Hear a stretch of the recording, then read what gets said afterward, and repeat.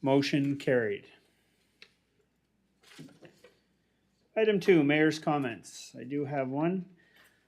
I am happy to report that this year's River Watch program has come to an end.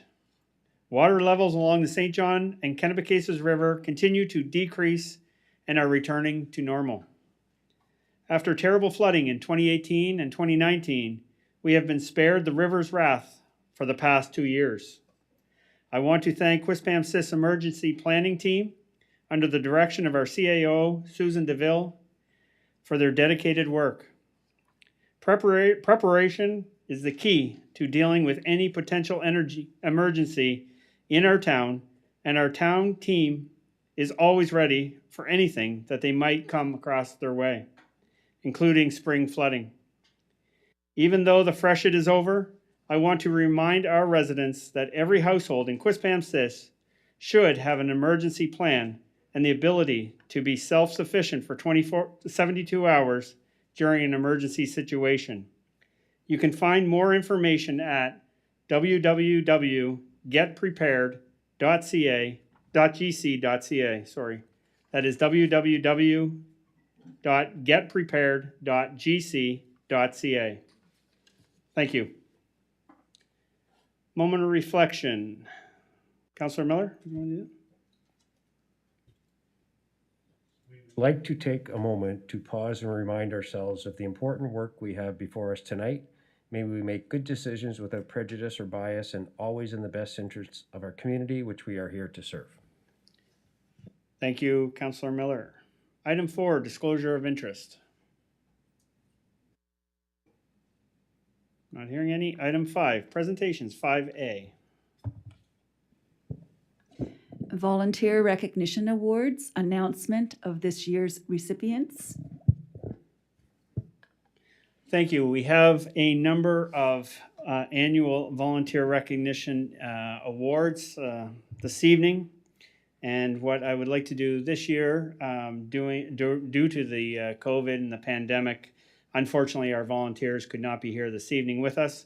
But what I'm going to do is each one I'm going to share the recognitions with the councillors, and we're going to go around the horseshoe and to do each and every one individually. So I'm going to start with number 1, Councillor Lockery. Emily Thompson, Forever Highland Dance School. Emily often goes above and beyond while spending many hours volunteering her time as she patiently teaches and continually encourages younger dancers at the junior branch of the school. Her initiative and creativity is also shared through her annual work on the school's float, which is a regular winning entry in the KV Santa Claus Parade. Although her full-time university course load and part-time paid job elsewhere demand much time, Emily remains dedicated to her volunteer position. Her nominator says, Emily is a reliable, dedicated, hardworking, positive person who is a highly important member of our school. During rehearsals and performances, Emily is a leading example of a mature and courteous young lady, an excellent role model for dancers of all ages. I am very thankful to have Emily be part of our school. Thank you, Councillor Lockery. Number 2, Councillor Luck. Don Moore, the Valley Cruisers Car Club. Through his busy position as membership committee chairman, Don ensures that continual communication is done with the numerous members regarding the many meetings and social events. As well, he maintains and keeps current the club's lengthy membership list details while also collecting the necessary membership dues. Don works diligently behind the scenes at club events and is always keen to help in any way to promote the club, of which he has been an active member for decades. His nominator says, Don proudly lives in Godola Point, Quispamsis, where he works tirelessly, restoring and repairing antique cars and street rods. During the summer months, he can be found at many car club events, both local and out of town.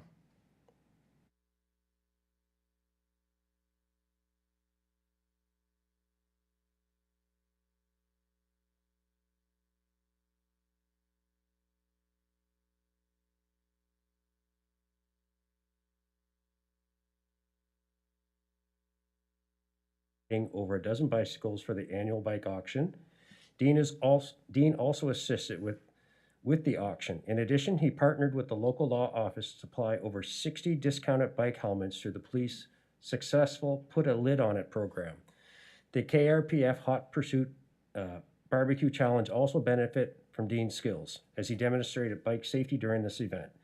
Dean is currently working on a few bike-related community projects for those with BMX and mountain bikes. His nominator says, Dean has been a leader in stepping up to offer ideas and participation with KRPF youth engagement and police bike safety programs. He will continue to be an asset to this group as more people ride bikes on public streets. Dean understands the necessity of strong connection with youth and police and the importance of bicycles in a young person's life. Please join us in congratulating Dean Roberts. Thank you, Councillor Miller. Volunteer number 4, Councillor Olson. Irene Shell, Kingsway Care Center. Since the spring of 2018, Irene has volunteered hundreds of hours. As per her request, she happily provides daily experiences with residents who, due to circumstances beyond their control, may feel isolated or lonely while living in the nursing home. Always smiling, she is a wonderful asset for various center activities and accompanying members to medical appointments when family are unavailable. Irene has cemented a friendship with one resident in particular through reading and ensuring she has colorful nails. In the community, she shares her extra time, while now retired, with family and friends through visits, provision of sound advice, and completing errands for those in need. Her nominator says Irene is a very honest and dedicated volunteer. She is loyal, trustworthy, and a person of integrity. With her positive attitude and cheerfulness, she certainly brightens the days of our seniors. Thank you, Councillor Olson. Number 5, Peter McGinn, KV Food Basket. Peter has served as a member of the Board of Directors and Financial Secretary for the KV Food Basket for over 35 years. His dedicated service shows his compassion for our community's people in need, including our youth and the unprivileged.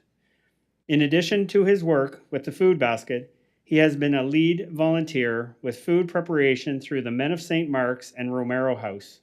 As well, for many years, Peter has chaired the Finance Committee of St. Mark's and has been an active board member on the Finance Committee for the Catholic Diocese of St. John. Other volunteer roles were longtime Boy Scouts leader, members of the police and fire boards, and providing care to retired bishops through transportation and medical appointments. His nominator says, Peter puts the needs of others above his own, regardless of what is asked of him. He is always willing to pitch in and help in any way he can to improve the quality of life for the people of Quispamsis and surrounding communities. He never looks for any recognition for his efforts. Thus, in my opinion, and the opinion of other board members, this makes him an ideal candidate for this award. Volunteer number 6, Deputy Mayor.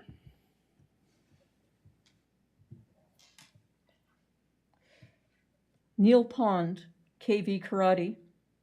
As an instructor, coach, and national level referee, Neil works tirelessly to provide quality programs to for young children to adults which build good health, team building, and self-defense skills.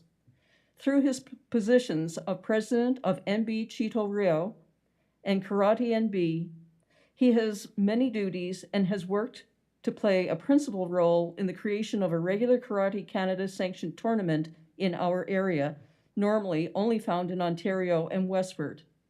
Neil is the driving force behind tournaments, clinics, advanced training, marketing, multimedia, and so much more.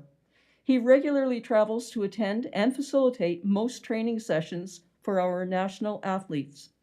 Early morning and weekend practice sessions are a regular part of Neil's life as he invests into the betterment of those around him. His nominator says, Neil brings a work ethic that is unmatched to the organization. He works hard to earn the respect of those around him by always seeking to gain knowledge and bring that back to the student athletes. Event-wise, he is always the first in and last out, and the person people can always count on to know the answers or how to find them. The benefits we enjoy today through the growth and strength of the organization are in no small part thanks to Neil. He is a strong family man, 4th degree black belt, instructor, coach, referee, not-for-profit club owner, and president, and small business owner who still makes time to follow up and help any student in need. Thank you. Number 7, volunteer, Councillor Ryu. Kenneth Steele, community volunteer. Kenneth has been a dedicated volunteer at the KV Food Basket for at least 15 years, spending full days, at least 3 days per week, to prepare and stock shelves, as well as collect food at various grocery stores. Food companies and other food banks are part of his regular routine. Creatively, a special community project with which he was involved from start to finish was the construction of the relic of the Marco Polo.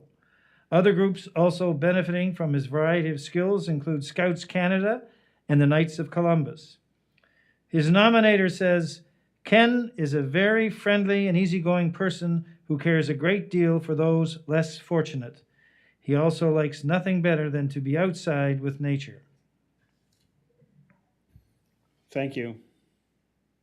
Volunteer number 9. Number 8, Councillor Lockery. Robert Bob Jackson, KV Woodworkers.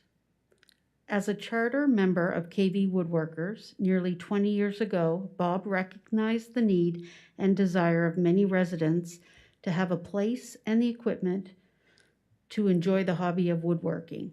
Bob and a few others got together and the club was formed. Without Bob's initial vision, time, and effort, the club would not exist. He continues to promote the club through efforts including the Enjoy Life Expo for 50+, held annually at the Qplex. Since the beginning, Bob has been developing, organizing, and sustaining the organization, holding every office, including president, for many years. During those years, Bob was first instrumental in many projects which have benefited the citizens of the Kennebecasis Valley. Some projects have included the town's Santa chair and bench and Winterfest wooden snowmen, Fairvale Elementary School's 20 raised garden beds, KVHS Safe Grads activity tables, various items for the Hive Senior Center, the initial construction and recent restoration of various park benches, and many other projects connected to the KV Santa Claus Parade, KV Fire Department, and other town events and departments. Bob is also an active member of the St. Martin's Cemetery Committee. His nominator says, Bob has been the individual that many of us have learned from over the years, and he continues to selflessly help all who seek his assistance. He has volunteered countless hours, imparting his knowledge and helping others, often at the expense of delaying his own projects. Bob is always receptive to requests for club assistance from the community. This is an individual that we feel certainly deserves recognition for his contribution to his community. Thank you, Councillor Lockery. Volunteer number 9, Councillor Luck. Rita Raymond Millet or Malay, Funday Soccer Association. Rita has been a volunteer coach and manager in soccer and a number of other sports for years. Her efforts do not go unnoticed, although a lot of her work is behind the scenes, as she gets things done while creating a fun and easy environment for everyone involved. Rita comes from a family with a long history of volunteering in Quispamsis and has certainly carried on that commitment to helping others. Once we were able to get back on the field, Rita went above and beyond to ensure a safe return to play for everyone. She coordinated proper screening and sanitizing of all players and went out of her way to help recruit other volunteers to provide a smooth transition back to soccer. Her nominator says, the characteristics that make Rita deserving of this award are her willingness to be involved and help make a difference. She has contagious energy that makes her a pleasure to be around, and she always wears a smile. She is very organized, not afraid to take the lead on a project, and communicates effectively with everyone involved to make sure all are on the same page. Rita ensures that everyone is or has the opportunity to be involved. At times when everyone did not have a ride to the field, she coordinated with parents to ensure the kids were able to attend. Thank you, Councillor Luck. Volunteer number 10, Councillor Miller. John Kelly, Elementary Literacy Friends, the ELF program. John is a dedicated ELF volunteer who attended training sessions and then committed 2 hours per week to tutoring students at Lakefield and Chris Saunders Memorial Elementary School. The students in need of reading interventions had been referred by their schools, and without John's presence, explicit instructions, and additional support through a systematic curriculum, the students would have fallen further behind. Improving New Brunswick's literacy rate has been a focus of the Education Department with a sole mandate to deliver a solution. In conjunction with volunteers like John was very flexible and willing to be placed in any school needing support, providing it was in Quispamsis, so he could directly contribute to his community. He worked wonderfully with the schools and with the ELF support staff, leaving an excellent impression on all of us. His nominator says, "Our program only reaches the community through the generosity of volunteers. Our education system is open to and relies upon this support from the community." John displayed admirable characteristics, including being reliable in attendance, passionate in the cause, professional in his intentions, and patience with the local children who needed him. Thank you, Councillor Miller. Volunteer number 11, Councillor Olson. Brenda Doucette, KV Pickleball. Before and since the inception of the KV Pickleball Club a couple of years ago, Brenda has worked tirelessly to further enhance the popular sport of pickleball. She has done so with a compelling enthusiasm to those who have had the pleasure to meet and work with her. Brenda happily instructs sport newcomers, fosters relationships to secure new venues, and ensures health guidelines are met through regular communications with Public Health and Pickleball Canada. During the pandemic, she has maintained clear communication to venues and members. Adding this to her regular duties of an ever-growing club was no small feat for a volunteer position. As club president, Brenda took on the added responsibility with a meticulous eye to detail. The club is currently at capacity due to COVID and venue limitations with 80 members. Her nominator says articulate, fair, and enthusiastic are just a few ways I would describe Brenda. She is the first to say that she does not take credit for the success of the club alone. She is a true team player and works closely with the club executive when decisions must be made. The success of a team, however, is dependent upon a strong leader, and for that she deserves much credit. She communicates in a clear and articulate fashion and motivates those on her team to be unified in creating an environment of belonging to everyone who joins the club. Members are often heard saying, "Pickleball is my favorite time of the week. I can't wait to play and see everyone." Brenda's love for the sport is truly infectious. She derives great satisfaction seeing players improve and is always exploring new opportunities for improvement. Brenda is very deserving of this award. Thank you, Councillor Olson.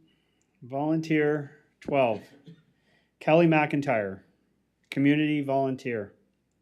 Kelly has and continues to make a difference in the community, volunteering through many community programs, events, and organizations.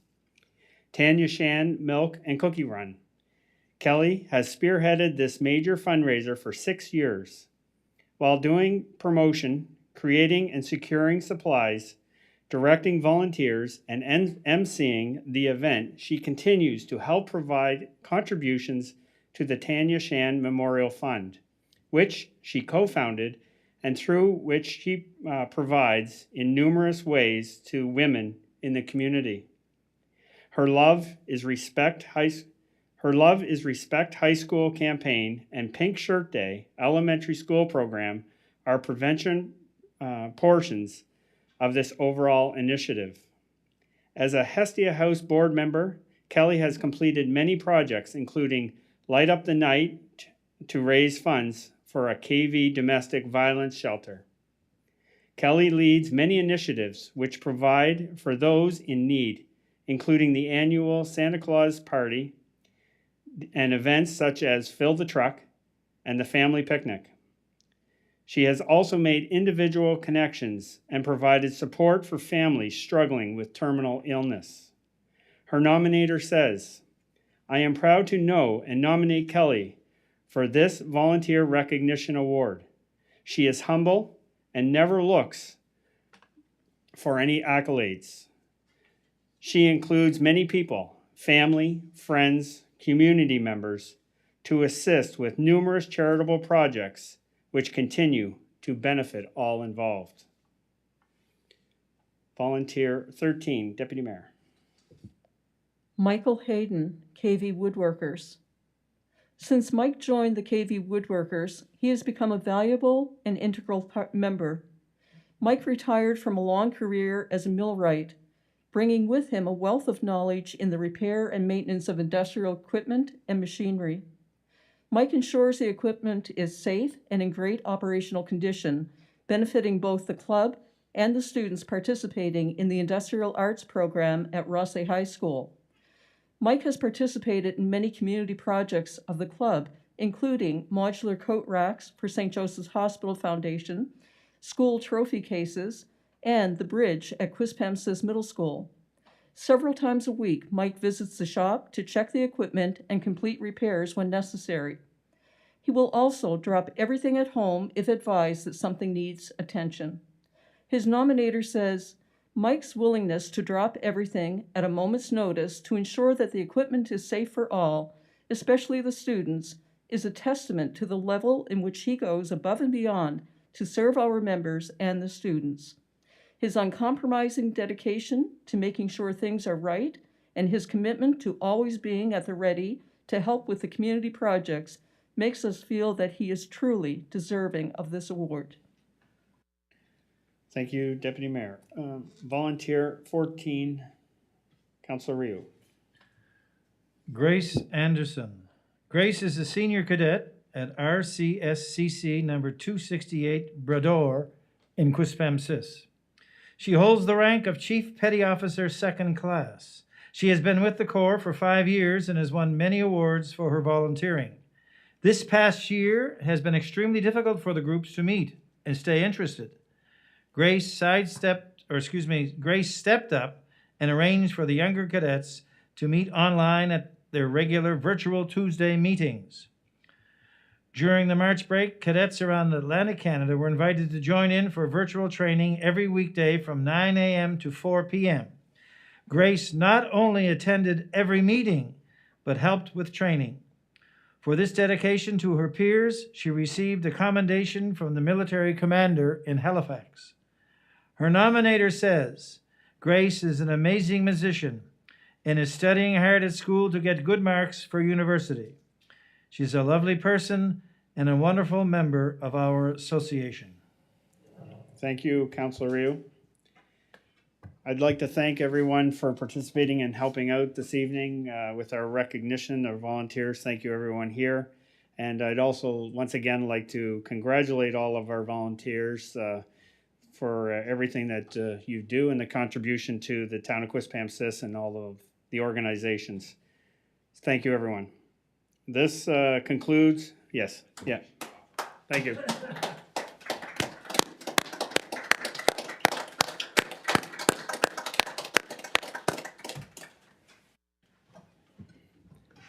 Thank you.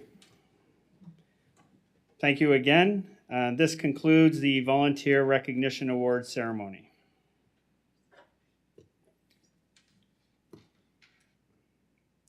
And we have a resolution here, and if somebody would kindly make that for me, please.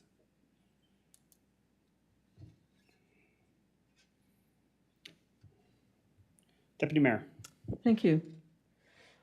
I move that Council acknowledge and thank each of the volunteers being recognized this evening, and these individuals be commended for their hard work, dedication, and strong commitment to their community.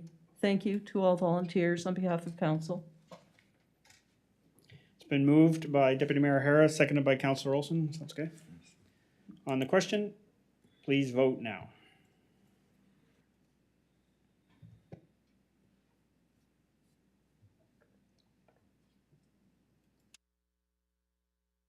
Motion carried.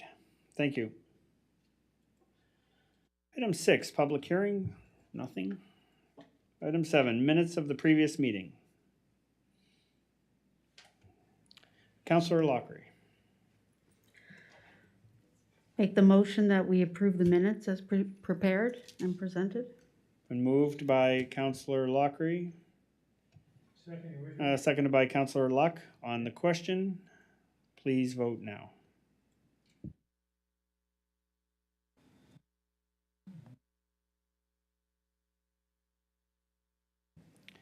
Motion carried. 8, unfinished business, 8A. Item A, utility capital fleet schedule adjustment, staff report from the Director of Engineering and Works.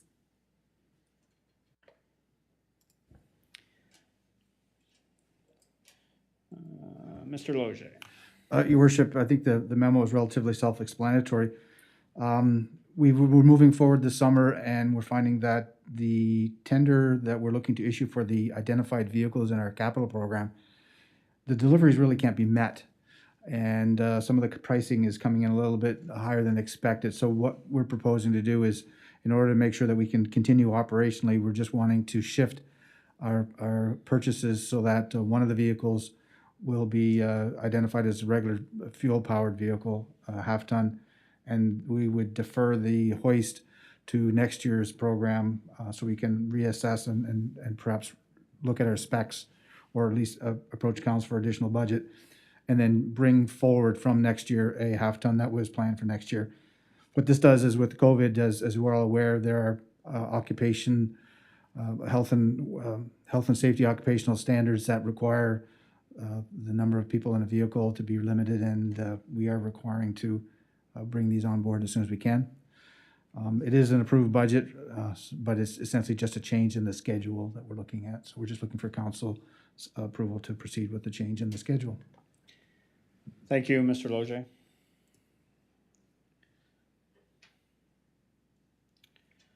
Councillor Olson. Yes, Your Worship, I would move that staff proceed with the adjusted utility department fleet replacement schedule for 2021 as proposed.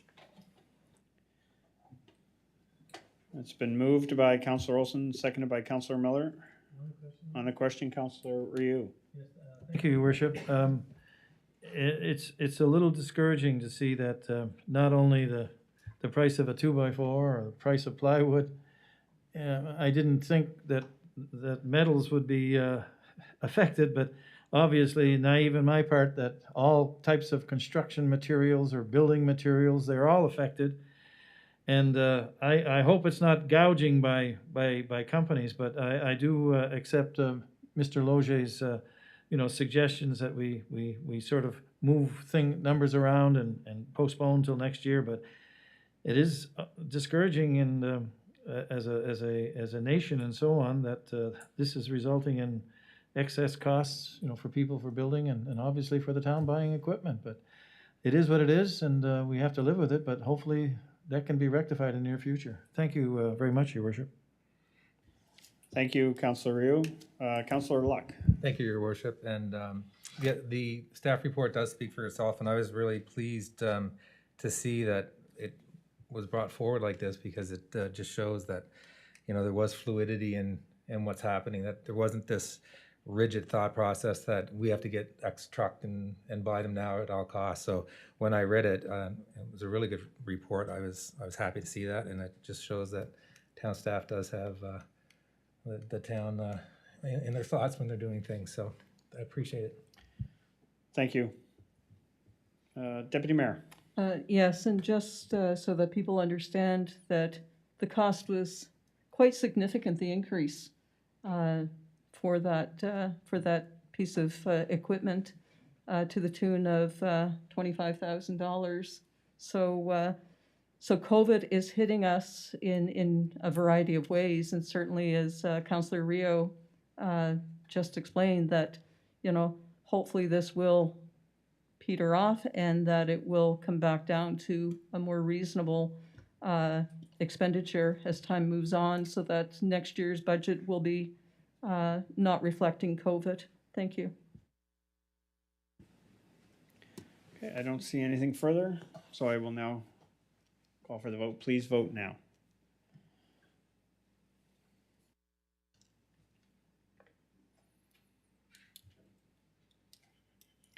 Motion carried 6-0. Thank you.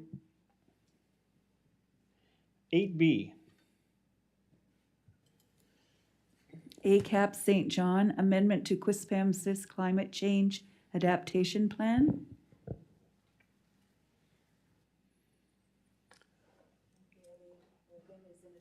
Oh. Good evening and welcome to the council meeting. Hello, thank you for having me. Sorry? You go ahead. We can hear you loud and clear. Okay, great. Hi, I'm Bailey from ACAP St. John. Thanks for having me again. And we wanted to present some updates that we've made recently to the adaptation plan. So we received a newer map from the Department of Environment and Local Government, and they had asked that we include this in our plan. So this new mapping shows projected spring freshet flooding that would simulate a 1 in 100 year storm or flood on top of sea level rise impacts. So we showed this by mapping in Appendix E, and this is compared to the historical flooding that we had seen in 2018. The main additions are in Appendix E, where we have some mapping and then a few extra tables as well, and those highlight specific infrastructure that was impacted by each level of flooding. So this just provides a bit more information for the town for adaptation. The recommendations that we've made in the previous plan will still stand. They do cover this new flooding level. So basically, this is just some more information, more tools that will help the town in adaptation.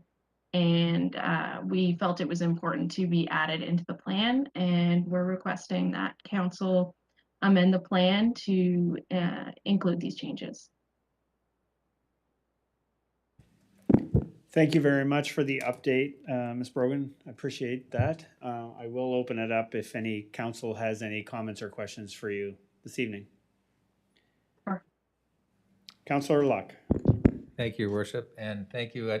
I look at the presentation as very timely for myself because I am building a house on the water, and looking at the levels that I see in the report, the magic 7 meter mark, the 1 to 100, I just wonder, is that going to even be changed in the next 10 years to even higher than that? So I think it's timely that people really do look at where they are on the water, that they prepare for these events. We spoke about sandbagging recently, but I think that everyone has to be proactive, including myself, that I'm building far off the water so that I'm in 1 in 10,000 years. I think the dinosaurs will be back before my house gets flooded. So I think it's very timely and very important for everyone to read, and I think it's a great report, and thank you for presenting to us. You're welcome. Councillor Olson. Thank you, Your Worship. I'd like to also thank you for your report. The document is very comprehensive. 75 pages is no small feat. And I'd just like to congratulate you for that enthusiasm which you've expressed every time you've appeared before council, and we appreciate that help. And I'm sure it'll be looked at and referred to many times over the coming years. So thank you very much for your participation in ACAP's dedication. Thank you. Thank you, Councillor Olson. Councillor Miller. Thank you, Worship. Thank you for your updates as well. I actually have a question, Your Worship, directed to the Director of Engineering. With this new map, and we're showing 7 meters versus 5.7 as potential historical next flood, and we're looking at redoing the Godola Point Road. We've got major infrastructure going in there, like sewage and pump stations.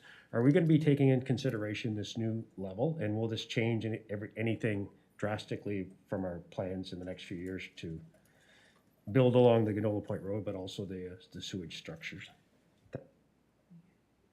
Thank you, Councillor Miller. Director of Engineering, Mr. Loge. Yes, Your Worship. When we did the initial plan for the overflow controls for those pump stations, eventual floodwater rise was taken into account. So any new design that we incorporate for the 3 lift stations on the Godola Point Road in particular will be designed to account for the potential raise in the water levels.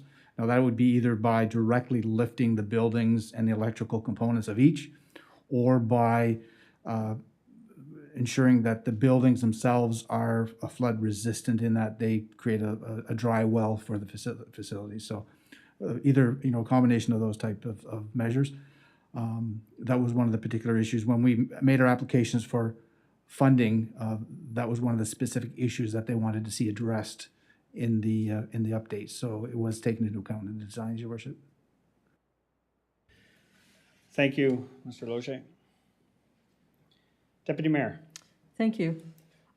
We've just gone through our asset management and risk management, and that was along the line that I wanted to ask as well is, does this now come under the asset management? Will that be taken into consideration as we move forward if we have to raise that building, in tandem with what you just said to Councillor Miller? Are all of these going to come together so that we take from this report, from the ACAP, and do we sort of bring this into the asset management program as well? Your Worship, yes. And Ms. Brogan will reinforce the fact that part of the package that they prepared was based on the risk analysis that the town did during our assessment of our infrastructure. And if you look at what we've just completed for the level of service for the roads, we would be recommending in the next few years undertaking the same type of level of service examination for the utility program, the pump stations, things of that nature, and we'll be revisiting and revising any projections.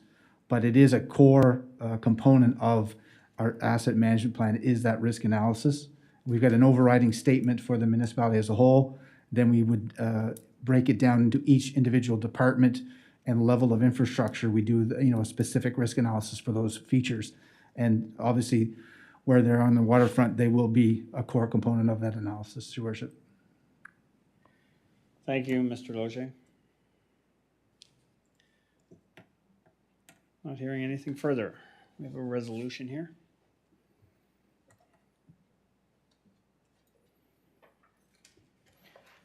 Deputy Mayor. Yes, I would move that Council approve the amendments to the final climate change adoption plan as presented by ACAP and the Department of Environment, and refer the updated version to staff and the Climate Change Committee. It's been moved by Deputy Mayor O'Hara, seconded by Councillor Olson. On the question, please vote now.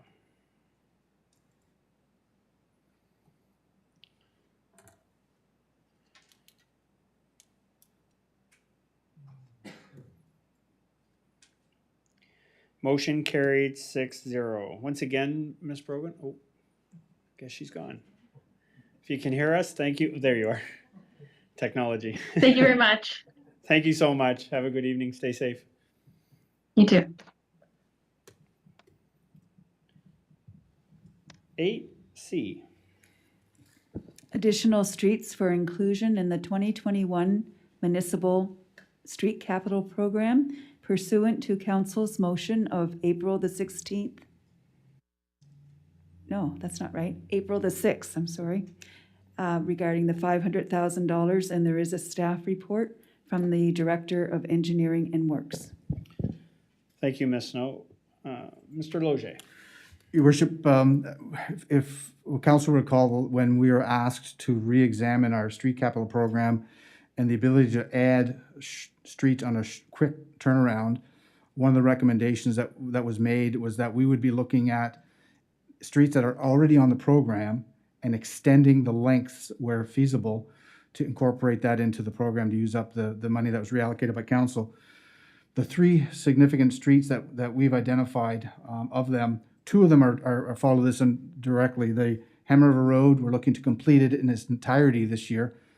It was going to be proposed to be only to complete it to around the James Prince Road area, which is just by the Darling Homestead. And we would have not been able to, complete right to the top of the Model Farm Neck Road intersection.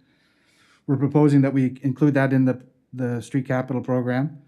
It's about an 800-meter extension of an approximate value of about $168,000 to the projects. We felt that this is a very worthwhile street to add. It would actually now take it out of future programs, and that creates more space down the road, so pardon the pun.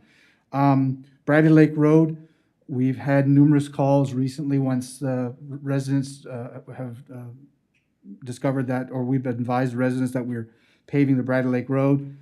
There were some inquiries as to the limits. With the revision that we're proposing, we'll actually take the Bradley Lake Road now past the last occupied lot on the Bradley Lake Road within the Quispamsis proper boundaries. And we're proposing to take it to that. That's about an extra 1.2 kilometers, 189,000 approximately. And we're not going to go the full length because beyond those limits, there's some potential new development being proposed. And we don't want to put new asphalt down where there's a potential to have heavy truck traffic and things constantly turning. So we're stopping shy, but we felt that it would be prudent and appreciated, I guess, to take it past the last occupied dwelling, which is what's being proposed. The third street that's being recommended by staff is the Model Farm Road. Basically, what we want to do is take it from the train bridge, just adjacent to the pumping station, past the sharp intersection with the Means Cove Road. There's a culvert that's slightly heaved past that intersection. We want to take it to approximately those limits. It is a highly used road. We've had a number of calls to the office, and I'm sure the councillors, you've had some requests for that road as well. We felt that where there's not a lot of infrastructure involved, that is, there's not a lot of storm sewer, no water, sewer lines, things like that, we can get our biggest bang for the buck by going in, pulverizing, regrading it, and recrowning the road and getting that in. So we're proposing to add that to the package as well. So those three streets alone is about $537,000. And we're confident that these can be incorporated into the tender because we feel that looking at the trends that we've seen in the last little while, we were hopeful that we'll see a reasonable price on our asphalt tender, and we feel that could fit in there. If for some reason the tender doesn't come in appropriately, we can then adjust limits appropriately. But I think at this stage, we think it's fair to identify these three streets as the ones that we want to add onto the package. I've included Brook Street as a wild card in that if we have the opportunity from additional funding or for savings in some reason, this is the other street that's been identified by staff as a priority. It is already on our street capital program under the storm sewer infrastructure side of things.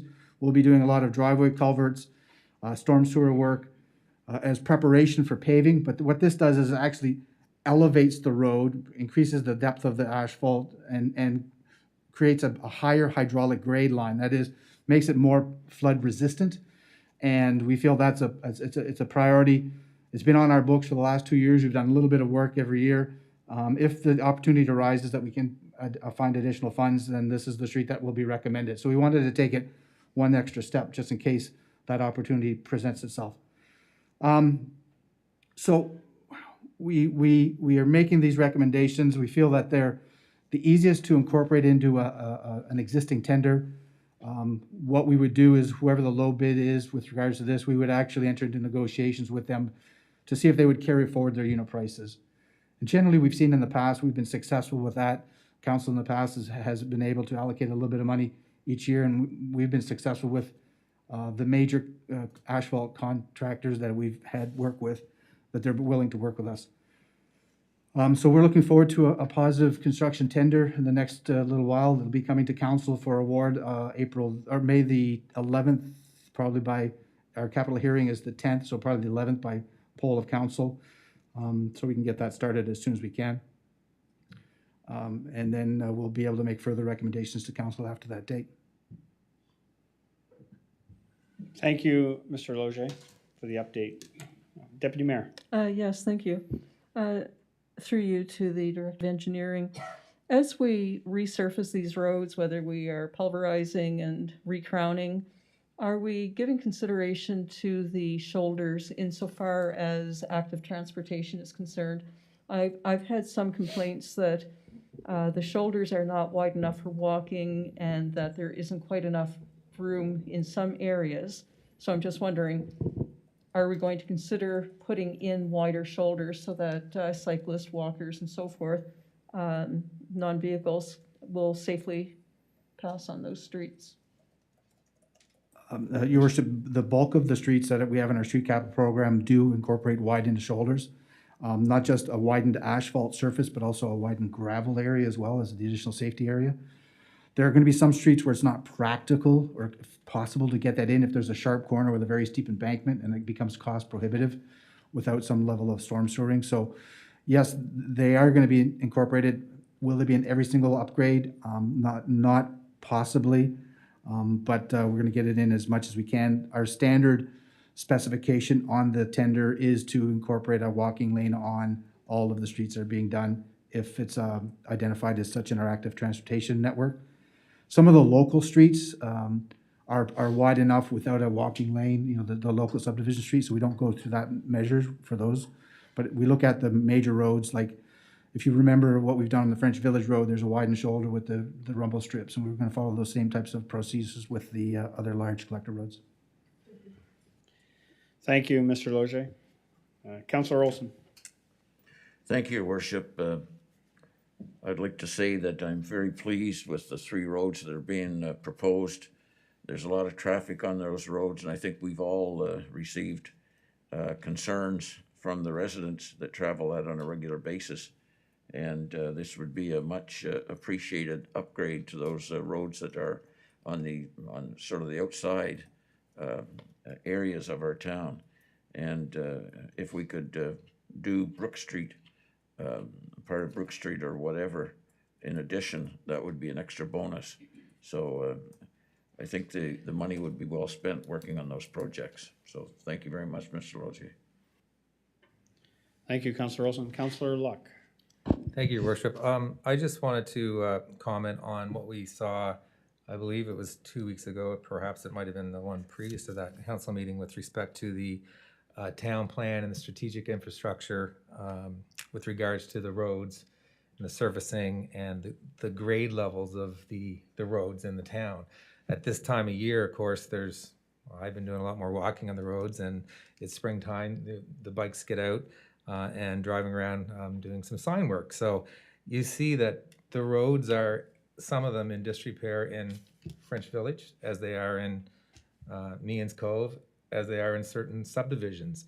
And every year with phone calls or emails council members receive, why wasn't my road done? And why is that road done? And mine's worse than this road. Well, now to me, it's so important to take that bias out to say, these are our roads, our 200 and some miles, this is the grading, and these are where our trucks are going to be. So if there's any question that, there's 2 yellow or 2 red pieces, but we did one over the other, we can actually say now as a town, and the director of works can say, well, our trucks were doing this road and we got more bang for the buck for fixing it. So I just think it's extremely important that we have that. I'm so happy that it's gone and that now you can actually direct people to what's already done. So again, kudos for staff to having that done.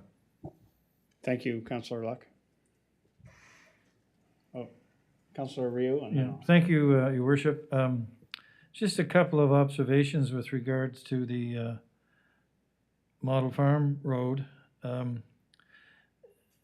It's nice to know that that section that's roughed up will be repaired. But I'm wondering with the curve at the bottom of the hill, which where to the corner of Model Farm Road and Meenan's Cove Road, there was an unfortunate accident there a number of years ago with a couple of young fellows. And I don't know whether there's been other close calls with the turn, but it is quite a sharp turn. But it's easy for me to sit here and say, let's straighten that road out or let's re-engineer it. I mean, and Mr. Loge is sitting over there, oh yeah, if you got a couple of $100,000, but certainly at least the repaving or the restructuring of the roads as best we can, that section would be great. But on a more particular level, am I the only one that comes down on the Meenan's Cove Road and has difficulty sometimes looking to the left on the Model Farm Road and seeing the traffic coming? I mean, they come along at a pretty good clip. I'm surprised there's not more accidents there. And I don't know whether it means just cutting the brush back so that when you stop, you don't have to ease out further to take a look, because to me that's a pretty dangerous corner because they're coming along there pretty quickly. And I don't know that in the process of fixing up the road to that corner, if something can be done on the left side, at least for visibility, because every time I've done it, guys, I've had to stop the car and then move ahead a little bit more to take another look, and maybe even a third time to take a look and see if anything's coming along Model Farm. So, but no, that was just two concerns I have, and I think I've answered my own question. It would be, if there was going to be a straightening out, I would think Mr. Loja and us asking this, it would be tens of thousands, if not $100,000s of dollars to re-straighten it out, would it not? Again, through you, Your Worship, to Mr. Loja. Thank you very much, Councillor Ryu. I'm going to direct those comments and questions to Director of Engineering and Works, Mr. Loge, and I think you may have had something further to Councillor Luck, so go ahead. I'm always amazed doing this long enough that at some point one of the councillors will become a straight man for me, in that they set up the questions. And one of the points that I was going to bring forward was that on the Model Farm Road, part of the package is going to be looking at that intersection to see what we can do, whether it's reconfiguring it with mountable islands or even just paint on the ground when we repave it. So that's being proposed. So we will be undertaking that review. As far as the curves through there, by readjusting the crown and the grades a little bit, we can accommodate that without having to go through to straighten it. You're correct. It would be a significant amount of money to just run it straight through. And unfortunately, sometimes if you run something straight through, people are going to go faster because it's straight. So we want to keep some of those curves in there, but make it a little safer. So those are things that we will be incorporating into the design of the Model Farm, the Meenan's Cove intersection. I think a little aside is that we have been advised through accident reconstruction the geomatics of the intersection were not a cause to that. So we're confident in what we propose to do is going to be there. And the second thing that I wanted to bring to council's attention, by adding these streets and looking at what we have in our tender package, if you recall, last year we had about 7 kilometers maybe of roads. With these additions, we'll be up to almost 12.5 kilometers of road resurfacing this year's program. So, I give credit to the council around the table to see that this is a priority, following the tenet of our asset management plan and looking at the infrastructure that needs to be addressed. 12 kilometers, I believe Councillor Lex said, the reds are going to slowly disappear on our infrastructure map. We're going to get into those yellows and greens more quickly. So, thank you, Your Worship. Thank you very much, Mr. Loge. Okay, not seeing anything else. We do have a resolution here. Deputy Mayor. Yes, I would move that once the 2021 street capital is awarded, staff negotiate with a successful low bidder the potential addition of Hammond River Road, Bailey Lake Road, and Model Farm Road to the limits identified, and that council be advised of revised tender values in order to reallocate any additional budget funds to the Brook Street project. Just for clarification on that motion, it's the Bradley Lake, not Bailey Lake. No, it's okay. So yeah. It's been moved by Deputy Mayor Harris, seconded by Councillor Miller. I think had it. On the question, please vote now.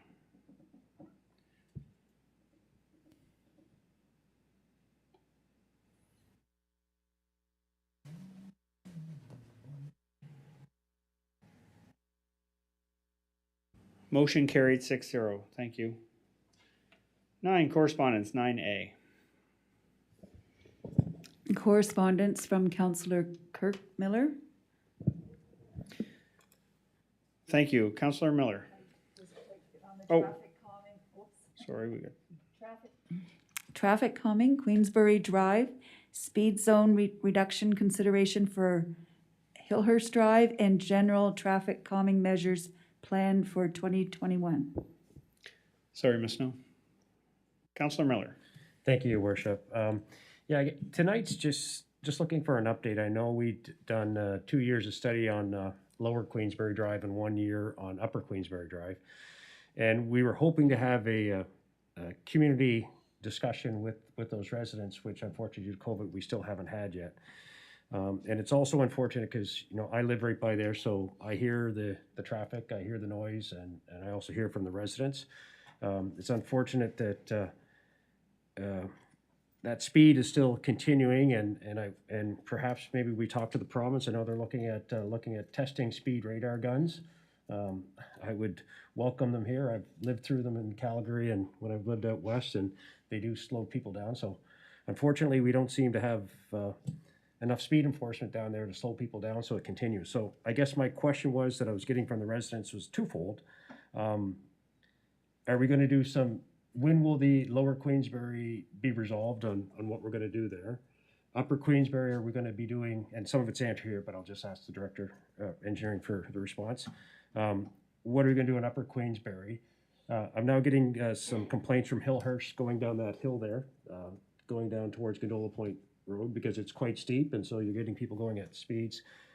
And then a last thing, I know we put some extra money in for safety measures this year, an extra 15,000. Is if this continues on and we keep having these challenges, is do we have some extra speed bumps we can use, but also do we develop a policy that we've already tested this now for, this has been going on for almost 3 years in this one area. We went from 50 kilometers down to 40. We put in the flashing stop signs. That didn't seem to work. Some people actually speed up to see how fast they can get going around them. We did the speed bumps. We kind of worked. We had people driving on other people's lawns to get around them. We put in the other measures last year. Some were using it like a slalom, going down and knocking things over. So we've got to get this resolved quicker in the future. We've done some studies, so hopefully, we get the answers for the other ones. But the next council, we got to figure out and staff how to resolve these quicker versus multiple years, because we've done a lot of studies now, and we know what's working, what's not working. So, thank you. Thank you, Councillor Miller. Director of Engineering, Mr. Loge, did you want to comment? I'll tackle, there's two questions here. With regards to the Hillhurst speed reduction, the last counts that we conducted showed, and on the hill and Hillhurst, average speeds of about 45 kilometers an hour is posted at 50.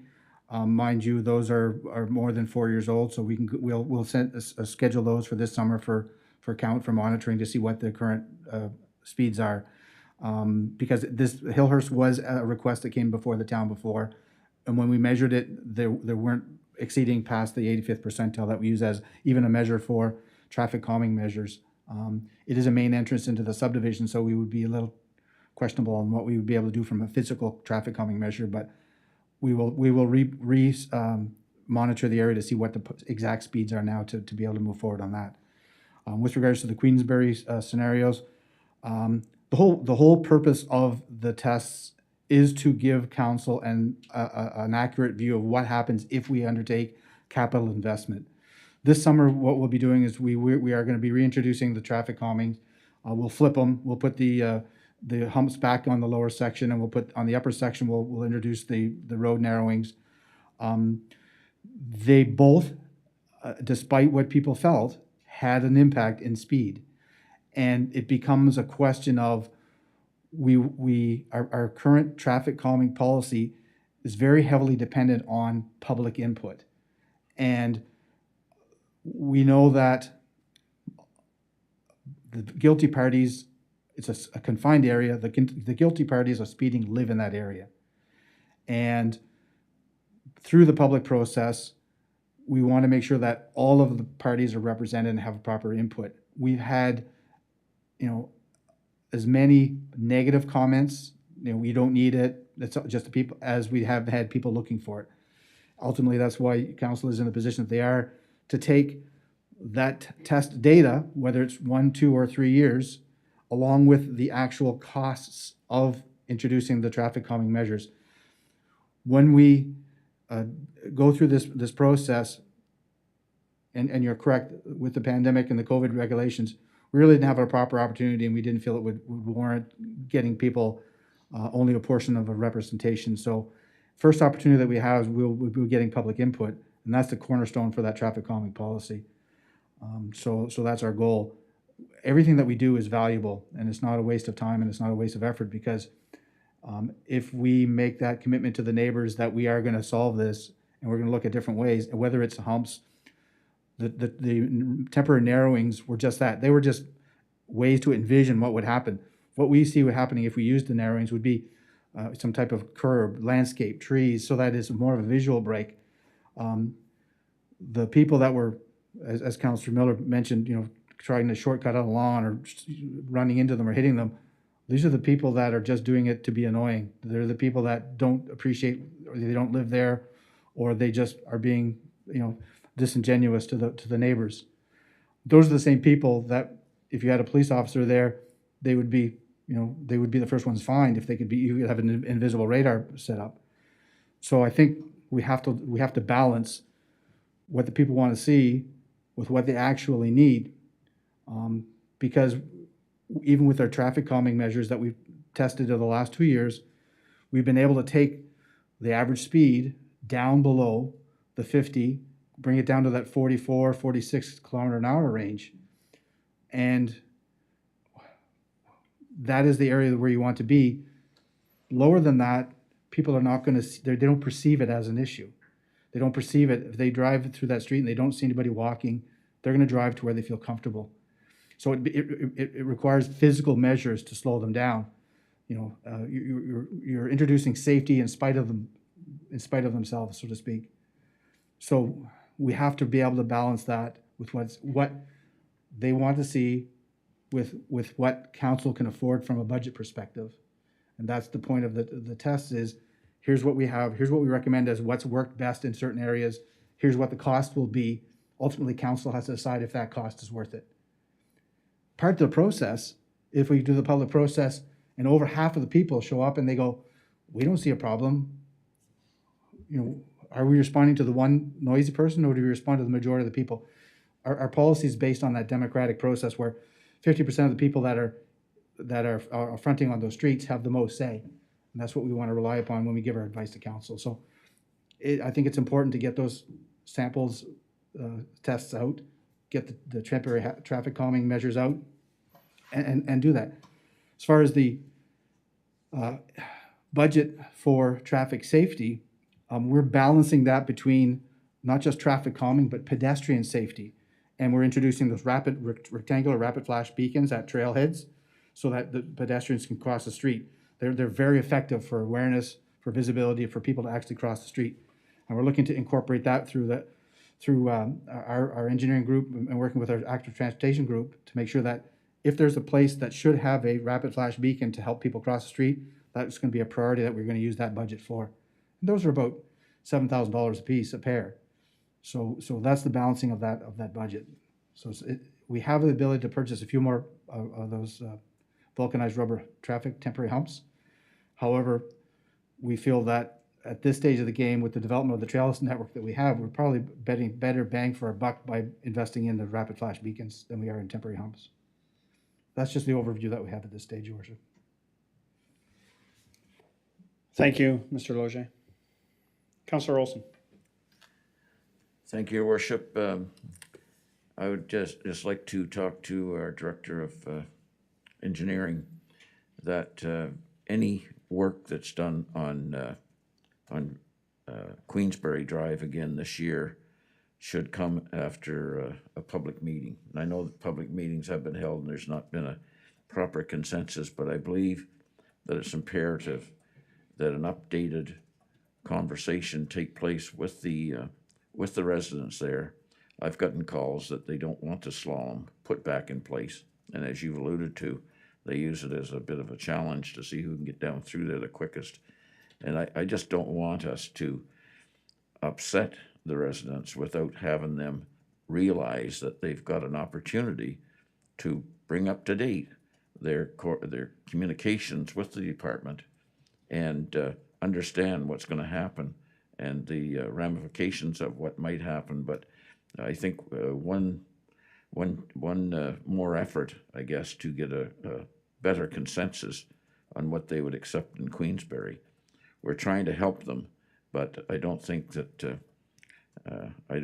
we can properly do that without getting an updated feedback from them and advertise the need for a virtual meeting or whatever, but something that they would have an opportunity to participate in, and then see what happens after that. But I respect and appreciate everything that your department is doing, Mr. Lozier, but I still get calls from the speeding on Queensbury, and I like the efforts of the new crosswalk lights and all that. I everywhere I see them, they work perfectly.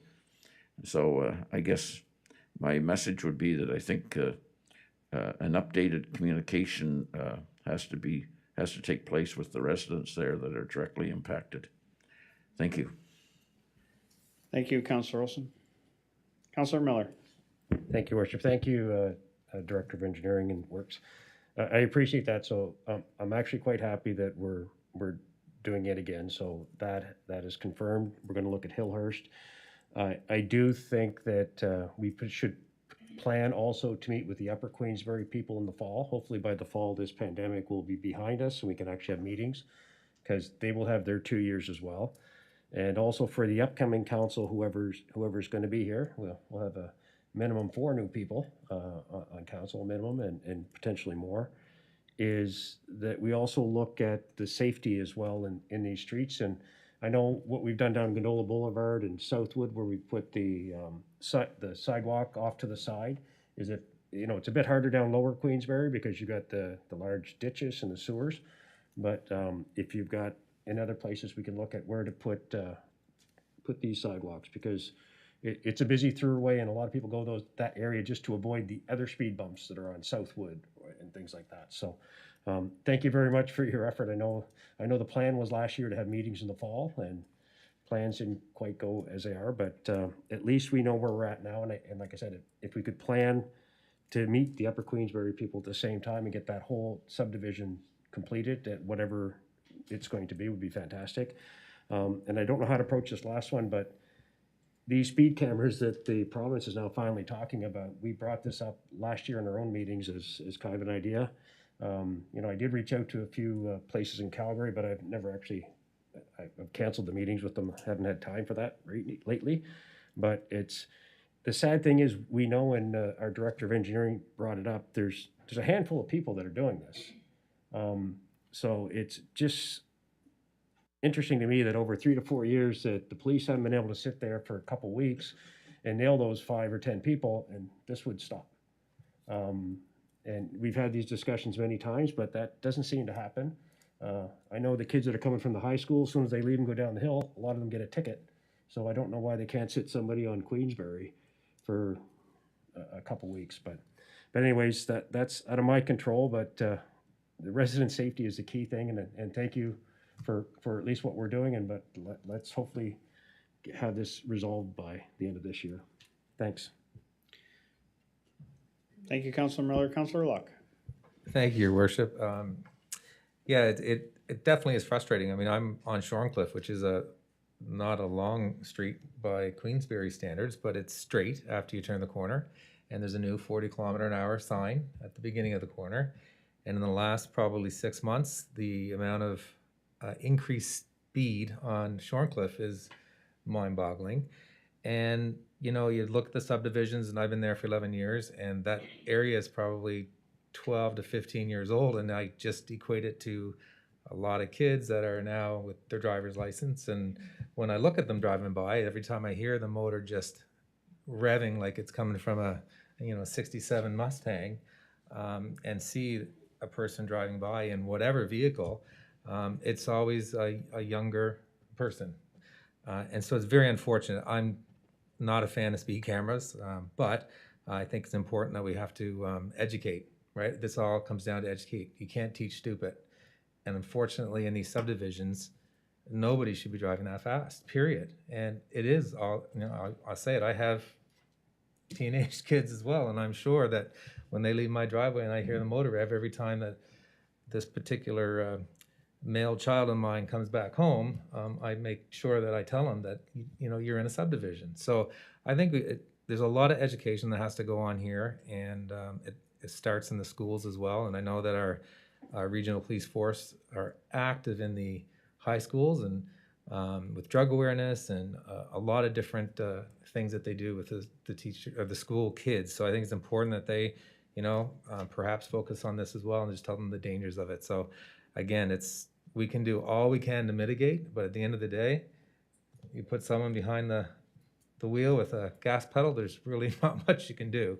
And it really is sad, but I think we all have to do our part. And every time I see that car going by now, I'm, yelling at it or making a motion for them to slow down, and hopefully at some point it resonates. So I appreciate what staff are doing, and we'll just keep on doing all we can do. Thank you, Councillor Luck. Deputy Mayor. Thank you. Just on the Hillhurst, I happened to be over there today, and there was a police car parked at the foot of Hillhurst towards the store, River Valley store. So they're certainly aware or seem to be there. My question to the Director of Engineering is, in lieu of the fact that we can't get together because of COVID, if we target people on Queensbury Drive and do a monkey survey and just ask, with all of the measures that we have employed over the past 3 years, and make up the questions to see what is most suitable to those residents, at least as a beginning, a stepping stone to begin the conversation. Thank you. Mr. Loge? Your Worship, a couple of questions there that I'll address that have been brought forward. Yes, we will be including the Upper Queensbury in the final revisions that come before council for decisions on traffic calming in the overall area. Ultimately, yes, we would like to look at the whole length of Queensbury and take it a comprehensive approach similar to what we did on Gondola Boulevard, whether that includes walking lanes or whatever. So yes, it is going to be a comprehensive approach. We have to remember, to Councillor Luck's comment, that our street system is relatively confined. Our network, and we have to look at it as a network. If we do something on one leg of the network, it's going to impact another leg of the network. So by potentially putting something on Queensbury, are we going to be, which is designed to handle as a main collector for the subdivision, are we inadvertently putting extra traffic on Shore and Cliff as an example of Grafton or on those other side streets because they don't want to go on? And those shorter streets where they think, oh, well, I'm going to make, I will give council and Council Olson, I bet you're probably a prime witness to this. People will come off the Pettingill and go through Cedar Grove Drive to go and not hit the lights at the Tim Hortons and the Royal Bank, which is fair. They'll come around and they'll go up Ruth, but you've got some people that will come behind you and think, well, they're going too slow. So they'll go all the way to Krista, zoom up Krista till they get straight up onto McCarran. And I have purposely gone 40 kilometers an hour, have somebody young and old alike behind me. I make the turn, they zoom past me, gun it. So by the time I get to the top of McCarran and Krista, they're past me. And the only way they could do that is if they exceed the speed limit. For the sake of, and ironically, I'll pull up behind them at the Hampton Road McCarran intersection, and we all have to wait for 3 or 4 cars to go by. So they've gained no advantage. So that's the thing we look at, is that network that we have to be aware of when we do this. That's the whole purpose of the traffic analysis and the temporary traffic calming measures, is to see what other impacts happen. So that's the purpose of that exercise. And we want to make sure that is done properly. To the deputy mayor's point about a temporary survey or a monkey survey, we've already done this exercise from a traffic calming, neighborhood traffic calming for Southwood. And we had a public hearing, and we had great success with the residents here asking questions and interchanging and having immediate answers. So that they with a one-way survey, do you like this, yes or no? Very pointed answers that you can't expand upon or you can't give options. And with a public meeting where you have the public input, they can say, well, what if we do this? What if we do that? And you can and discuss it. And you also get to see the neighbors say, yes, I agree, or no, I don't agree. So, you know, the idea of do you like this or don't you like this, you're going to get very cut and dried answers. The survey are very useful for those types of answers, but where we're trying to come to a consensus or a generally acceptable practice for council to buy into, we felt we've already experienced it as best experience in a public meeting that way. So we really want to make sure we get the best bang for our buck when it comes to that. Thank you for that, Mr. Loge. Councillor Rio. Thank you, Your Worship. No doubt, when I speak to citizens who ask me or talk to me about speeding on the city, on our town streets, I say hardly a council meeting goes by where it's not brought up in one way or another. A certain area would request that. And I don't doubt for a minute in any community in Atlantic Canada or Canada has the same concerns from their citizens about speeding on their streets, and it's 99 times out of 100, it's their neighbor down the road and so on. But I've thought in the past, and maybe this is something a future council can look into, and you can go to war with speeding and sort of say, not in our community are we going to allow this to happen. You know, either it's, I don't know how it would be, but some kind of a war against excessive speed in some of our areas. The other thing, and I'm hoping that a future council might say that, look, we're going to make our Quispamsis a model community so that we're going to tackle this problem as serious, because I've been 17 years here, guys, and almost every single meeting there's something to do about speeding in the town. The other thing, I won't be here, and I agree that you're going to have meetings of citizens affected by speeding in their communities, like the Queensberry residents and so on. But I want council to realize, if I was here, what I would suggest, and hopefully they'll make the same thing, that most times people get concerned about speeding is when they're walking along the side of the road and a car goes by, perhaps excessively or not. Maybe it's the regular speed, and they get buffeted by the car, and they're pushing their child in a pram, and all of a sudden, you know, they say, "Oh my God, I almost got hit by a car. We need sidewalks." Well, you know, I don't believe that the definition of the height of a sidewalk has changed, and Mr. Loja might correct me, and I'm not asking him to if he knows, but it has not changed in 100 years. I mean, a Model T Ford going off the road, hitting the sidewalk, slows down.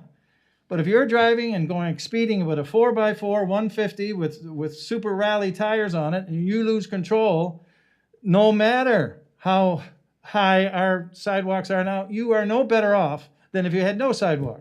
So don't allow people to have a false impression that, oh, sidewalks are going to protect me better from traffic. Cars are much bigger today. Trucks are much bigger. Every second house has got a truck. And with those things go out of control, no sidewalk is going to protect you. So speeding is the problem. And I'm asking future council, guys, declare war and say, look, our community, Quispamsis, the model community in Atlantic Canada, is going to set up some kind of a policy, some kind of a situation where the council is not loaded up with complaints, and our citizens can feel comfortable, whether they have a sidewalk or no sidewalk, they can feel comfortable and know that there's something seriously being done with regards to speeding. And I'm not blaming the police. They seem to be very visible in our community, but no, folks, and as I say, getting back quickly to the sidewalks will not protect them from somebody speeding and losing control of a 4x4 150 or 1200 or a Ram truck or whatever. And so it's got to be, speeding is the problem. So thank you, Your Worship. Thank you, Councillor Rio. Councillor Lockery.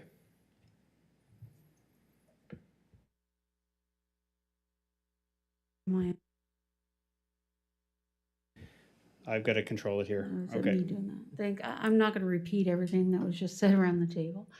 All I'll say is that I'm glad you're having resident input. However, all of the different traffic measures we put in are only as good as the people driving on the street.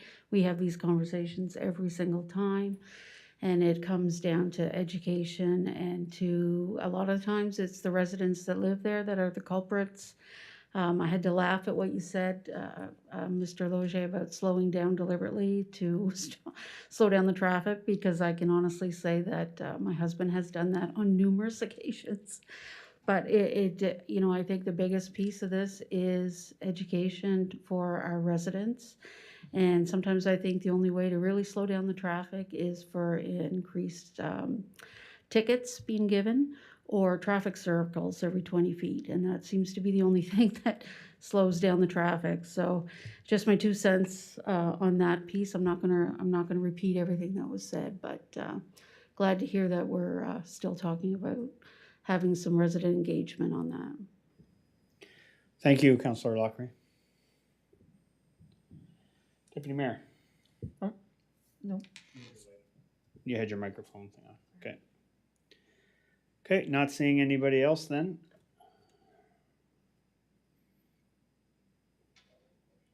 Yes, Councillor Miller. Thank you, Your Worship. I'd move that the speed zone request for Hillhurst Drive be referred to the engineering department to verify, as part of their summer program, existing traffic counts and speeds on the streets for analysis and recommendations back to the council in the fall. And also the engineering department be directed to continue with the plans to install temporary traffic calming devices on Queensbury Drive, upper and lower, which COVID-19 depending will require residents' input as to their views on the various traffic calming devices. And further, with respect to traffic calming measures in general, the engineering department will continue with their normal traffic control programs analysis of all problem areas. It's been moved by Councillor Miller.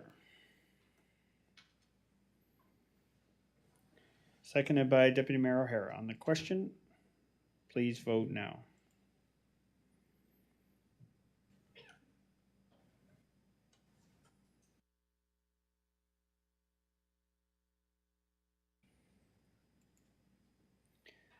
Motion carried 6-0. Thank you. 9B. New Brunswick local governance reform, the green paper, working together for vibrant and sustainable communities. And they have given a deadline date for feedback, which is May 31st. Thank you. We have a resolution here from this. Councillor Olson. Thank you, Worship.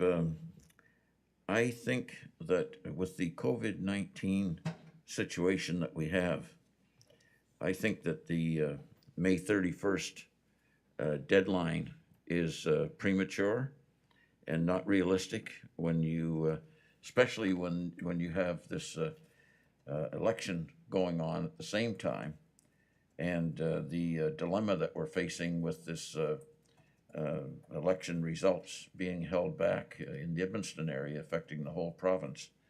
I would respectfully request that we ask that that be extended beyond this time because of those reasons.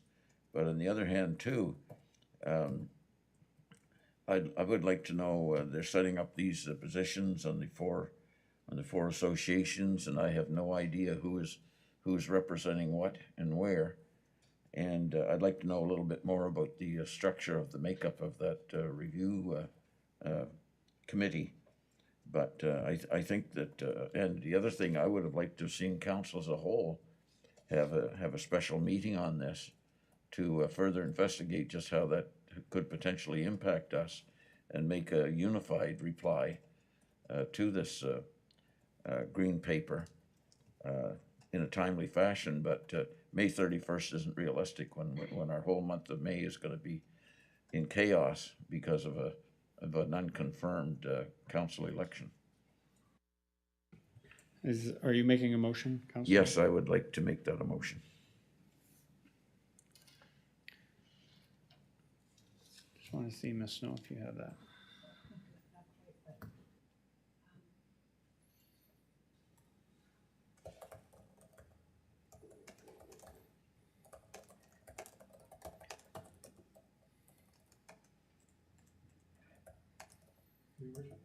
Just one second, just one moment. Okay.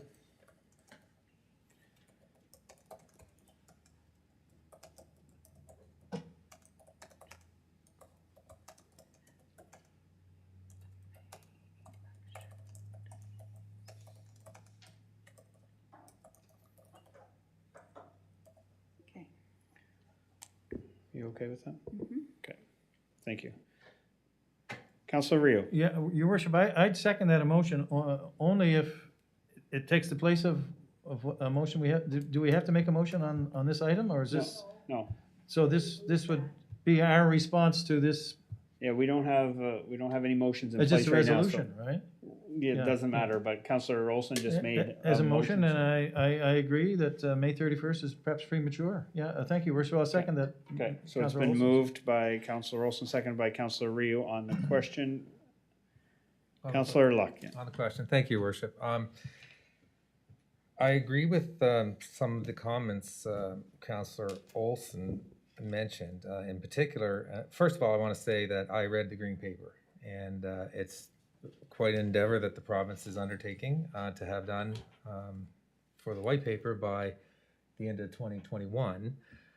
I think the deadline of May 31st is quick, but I don't think that we have a choice. I think the government has picked that because they have their timelines and dates set in stone. So I think I really don't feel that we will be able to move that date. However, we can vote on the motion. I will agree, though, that the picking of the representatives seemed to me to be very unique in that they asked for certain groups here to pick these names that I read through. I know some of them, but I found it interesting that town councils in particular that are going to be impacted by some of these green paper ideas did not have a say. UMB, AMANB, the Cities of New Brunswick Association of Francophone des Municipalités de Nouveau-Brunswick, but we certainly didn't discuss it here.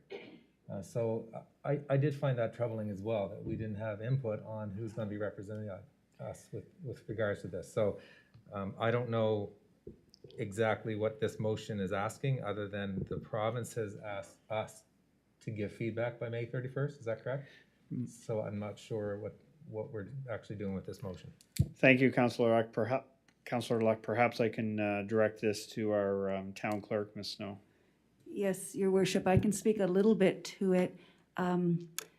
The Minister of Environment and Local Government had made a request like on a Wednesday or Thursday to all of the New Brunswick municipal associations that you just named. The Union of Municipalities of New Brunswick would be the elected municipal representatives body, the AMANB, the Francophone Association, the Cities of New Brunswick, and they all had like a 2 or 3 hour day or period to turn around names for each of those working groups. So it was done very, very last minute. And then those groups went to the different associations and they had to pick members from the interested bodies, and then they went to the province, and that's how that came about. And it was all very last minute. But I do think they have their timelines quite established, but the letter can go and. Councillor Luck. Thank you for the feedback, and to me, this is very rushed. I'm 100% behind what the current government is trying to achieve, but by trying to push it through and then throwing a bunch of names together in a 4-hour meeting to represent the province and every one of us here and every community seems to be very backward. So I think with respect to the motion, if it can be a letter back that not only do we disagree with the date, but we disagree with how they went about the process of electing these or picking the individuals to represent us on these committees. Thank you. Thank you, Councillor Luck. With that question about the addition, I will direct that to the mover and seconder if they would like to add that to the motion, and then I'm going to go to Councillor Miller. Councillor Olson. I agree with that addition. I think it's important, and we're rushing it through, and also would have been nice to have our council have an input.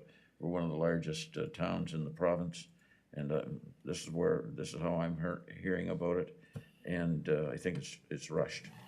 It's too important to rush it through. So it's okay by Councillor Olson. Seconder by Councillor Rio. Are you okay? Fine. Okay, thank you. Okay, Councillor Miller. Thank you, Your Worship.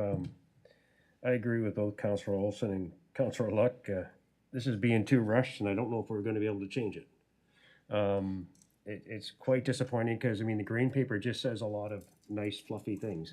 It says regional cooperation, all these other things. Well, we're mandated by law to regionally cooperate on a lot of things that no other community around this province is except for us. So, and being the fifth, I think the fifth largest municipality in New Brunswick, I would like to, I see some names on there. The only one I know is John Jarvie from Rossay on the finance part. But it would be nice that, what is the process after this? Are they gonna have all these meetings? Are they gonna come back to us for feedback, or are we gonna learn about it in a budget in October of this year? Like, I'm just a little concerned that this is being rushed too much. I know it's been talked about forever, so maybe in their minds it's been going on forever, but I've been on council here for 9 years. I've never had somebody from the province come to talk to us, but of course I'm not on all these other committees. So has anybody here had any discussions in this regard? And I'm looking at the mayor. I know our CAA is not here, but CAO, but have they talked to us about any of their ideas yet and got our feedback? Because the way I read this is like when St. John came up about the rinks, they said we should pay more for the rinks because we use so much percentage. Well, 58% of the people that use our rinks are from Quispam. We're not asking for the other 42% from everybody else. So I'm just a little worried, and I would like this to be delayed, and I'd like more information on how this process is going to go, except just a green paper that said, you know, I agree with the ideas in the green paper, but there's a big difference in the ideas and how it's going to be executed. So, and if we have no say at the table, that worries me even more. Thank you, Councillor Luck. Ms. Snow, did you have something you wanted to add? Well, I was just going to say they're giving opportunity for feedback. The plan is then these working groups, I believe, will come up with their white paper, and their timeline for that is in December. Do you have something? Deputy Mayor? Thank you. I'm just thinking back to following the election in September, and when Minister Elaine was appointed as Minister of Government Affairs, this came about really, really quickly. And the timeline was also established, and I believe it was in the newspaper, that this was going to go very rapidly. I think it started January 2nd or something like that, and that there was going to be a green paper available at this point in time that we would have to speak to. But like everyone else, I was with the impression that we were going to have some input into it and that there'd be some discussion on what we were moving forward with. So I fully support the motion. Thank you. Thank you. Okay, I do not see any other requests to speak, so at this time I will now call for the vote. Please vote now.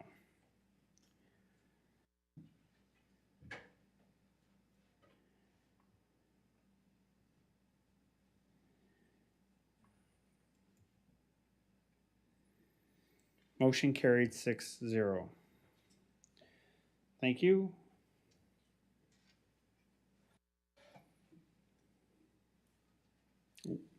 Sorry.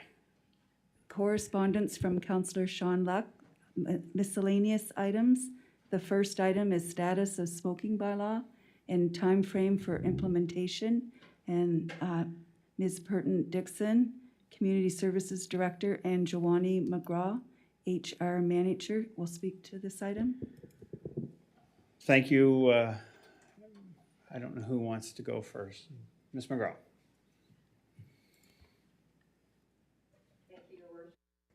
Is this on? Okay, yeah. Yes, you're on. So council, it's March 17, 2020. The regular meeting accepted the recommendations from staff to postpone the third and final reading of the smoke-free bylaw 059 due to the town's response to COVID-19 and the inability to initiate a proper implementation of the bylaw. So currently our situation hasn't changed. We're currently focusing on the health and safety compliance of our staff regarding COVID, and also focusing on the mental health of our employees. We've definitely seen an impact in the last year. In addition, our public-facing employees, our arenas specifically, and also some of our parks employees, are currently managing the compliance component of COVID within our facilities and within the trail with the public. So it's a continuous thing that our employees are facing pretty much every day, and especially arenas is seeing it a lot. So it's been a difficult year for the staff, and we're really focusing on the education and compliance on a continuous changing. I know we've been doing this for 12 months now, but the protocols continually change. So the management team has to ensure that we ensure compliance of all the protocols. So we believe at this point it should continue to be our priority to navigate this pandemic. On a side note, we did continue or we kept active our subsidized nicotine replacement therapy program. So this was available all last year for our employees and is still available now. And we have 5 employees that took advantage of the program in the last year, which is good news. We've received kind of unofficial reports from our management team that we have actually employees in our departments that have stopped smoking. But this is really was their own doing and having access to the program that we gave them access to. I don't know if the deputy, the director of community services wants to add something. Thank you, Ms. McGraw.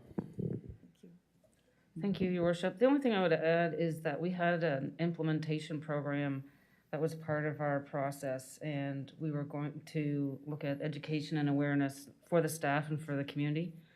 And that was part of the process that had to be put on hold, unfortunately, when COVID hit. So as the manager of Human Resources has mentioned, it's really focusing our attention, our energy on compliance with the staff and with the public right now. And then when the opportunity presents itself with COVID, hopefully becoming closer to the green phase, that we will look to implement that education awareness programs when we have an opportunity to gather again and to move that forward.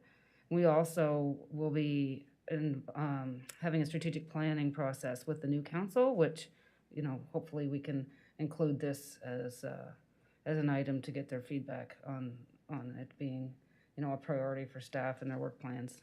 Thank you. Thank you both for the update. Councillor Luck. Thank you, Your Worship, and thank you for the update. And sorry I had to make you wait for the entire council meeting to have your say. And it's good feedback. It's just frustrating to me. I mean, we started this presentation back in 2018, talked about the design of the bylaw through 2019. We're going to, just before implementing it in 2020, we had put $15,000 towards it, budget for the nicotine replacement and the training and signage and all of it. We were ready to go. COVID hit. I get it. But it's been a year. We are living through COVID. It hasn't gone away. It's not going away. And I think that the first statement that was made was, our priority is the health and safety of our staff. Well, I got news for you. There's nothing more important to the health and safety of our staff than quitting smoking, period. End of story. Smoking kills. So I think it's important that, we took the steps to do this bylaw and we have to make it a priority. And if the next council doesn't want to make it a priority, then, you know, get rid of the bylaw. But if we have it there, it's silly to just keep on pushing it down the road. It's extremely important. You know, we're a healthy, vibrant, active community, and we've got the fields that will be opening up very shortly with respect to baseball and softball. And I can guarantee you that when softball starts, because I played in the leagues out here for decades, there will be people smoking in the dugouts and around that field.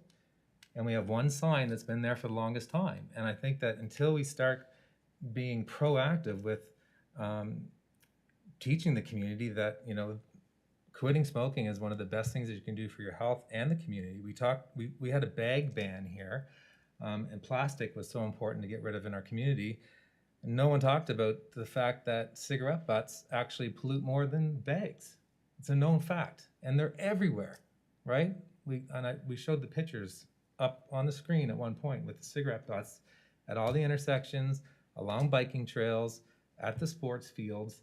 And I think that we're missing a golden opportunity here because COVID has kept people out of our facilities, well, to the most part, and to a detriment. But we have an opportunity that when we get back to normalcy, we could actually have the signage and be ready to tell the community that, you know what, we are smoke-free. And we're the community that's going to do it, one of the first ones in Atlantic Canada, and we're going to be a leader. So again, I just wanted to bring it up before I'm done because I think it's something that if we don't focus on it or bring it up again, it's just going to linger and go through the wayside, and it'll be something that'll be forgotten about.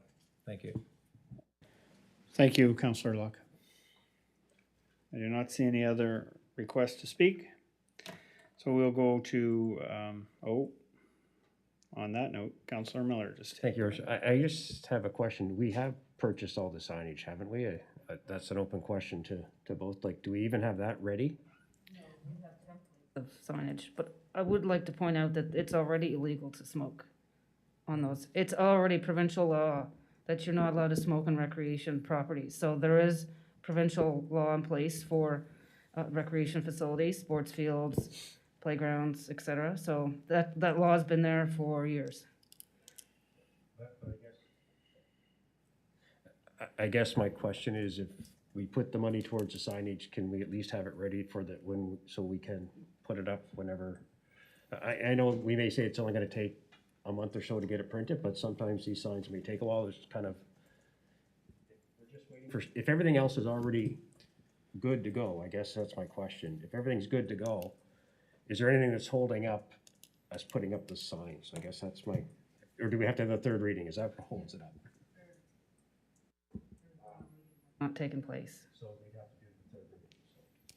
Third and final reading would need to take place, and then we would put the signs up. And we can have the signs can be, they're ready to go. We have templates where that won't be a problem. Deputy Mayor. Yeah, I'll make a motion, Your Worship, if you wish, that the proposed bylaw number 060, a bylaw of the municipality of Quispamsis with respect to smoking in public places, be referred to the incoming council as part of the town's strategic planning exercise. Been moved by Deputy Mayor O'Hara, seconded by Councillor Luck. On the question, please vote now.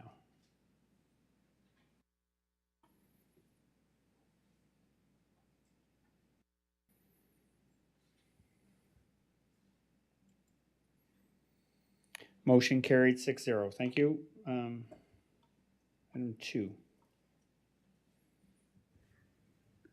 Item 2, Councillor Luck, Town of Quispamsis paper maps or tear-off sheets. Updated information from the communications manager, Aaron Kennedy. Thank you, Ms. Snow. Mr. Kennedy. Thank you, Your Worship. The maps that I believe Councillor Luck is referring to were never prepared or created by Quispamsis and Rothsay. They were produced by a private sector business in St. John. Quispamsis purchased a small ad, a business card size ad, which went around the perimeter of the maps. And it was a nominal amount of money. it's been 3 or 4 years, so I think it was $250 or $300, and we would get an allotment of maps in return. So a lot of people thought they were our maps, but they weren't. And I spoke with this individual yesterday in St. John, and as most private sector folks, if they can make money on something, they're not going to stop doing it. But they decided that they couldn't make any money on it anymore, so that was why they decided not to move forward with it. There hasn't been a new map since 2018. That was the last year that they'd been produced. He did give us a price if it was council's wish to move forward and pay for that on our own. It's a little more than $250, that's for sure. It's probably in the neighborhood of $3,000. He said that would cover his costs, and he might still be able to go out and find some of those smaller businesses to pay for the smaller ads, but it's not on his radar. We've never done it. The reference, I think, to Halifax, that's done by Discover Halifax, not by the municipality either, the destination marketing group. So I think a lot of those ads or those maps in smaller communities are the Downtown Business Association or a local group rather than the municipality. But that's the background on that. But if it's the will of council to find a way for us to do it, we certainly can, but it's going to cost us a little more money than it did in the past for a small ad and the number of maps that we received in return. And that was one of the reasons as well. He said, not only was it not making any money, but a lot of the people who purchased the ads were getting maps as well, didn't use them, so they ended up in the blue bin. Thank you for the update, Mr. Kennedy. Councillor Luck. Thank you, Your Worship, and thank you, Mr. Kennedy. Probably 5 years ago now, when I first saw those maps, I had used it for my campaign, and I had been asked, and people had talked about these maps that they always got at the town hall. So I just assumed that they were something that we did. So now knowing the background, it brings some context into it. However, over the last few years, and I don't know if it's just me or if anyone else has got the request for them, but I know people were looking for them last year. I went out looking for them again this year and obviously didn't find any. It brought me to the question about the Halifax ones, and you go to Halifax, which has been the fastest growing city in Atlantic Canada for the longest time, and you go into the hotels and you go into the restaurants, and they have the map size tear off that's kind of like a caricature of their city with destination points, and whether they're funded by local community or not, I think the important thing is it something that we want to share to our community? We have so many people walking the trails now. Other than on your phone, there's really no way to know where you are from a map perspective. And I just think it's important that people still are hands-on, right? I still like to hold a book. I know a lot of people go into stores and are still looking for maps. So again, it was one of those things on my bucket list that I wanted to find out, what the status was. And again, too late now, but maybe next council can look at it.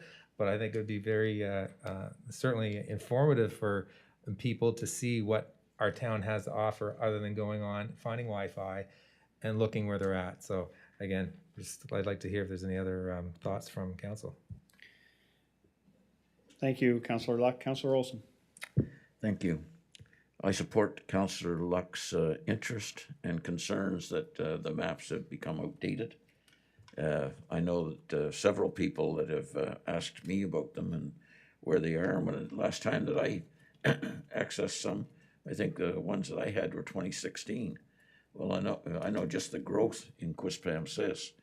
A lot of new streets have been added, and you can't find them in the updated maps. So I think it's imperative that we do initiate something, whether we include Rossley like the original map did or not. We can ask the question, but I think they were a great addition. Secondly, if we decide to go on our own, I think we can expand that map and show the trails. We can emphasize the trails and all of that, and even the kilometrage on each of the trails and different points that could be identified as marks, reference marks, in those areas.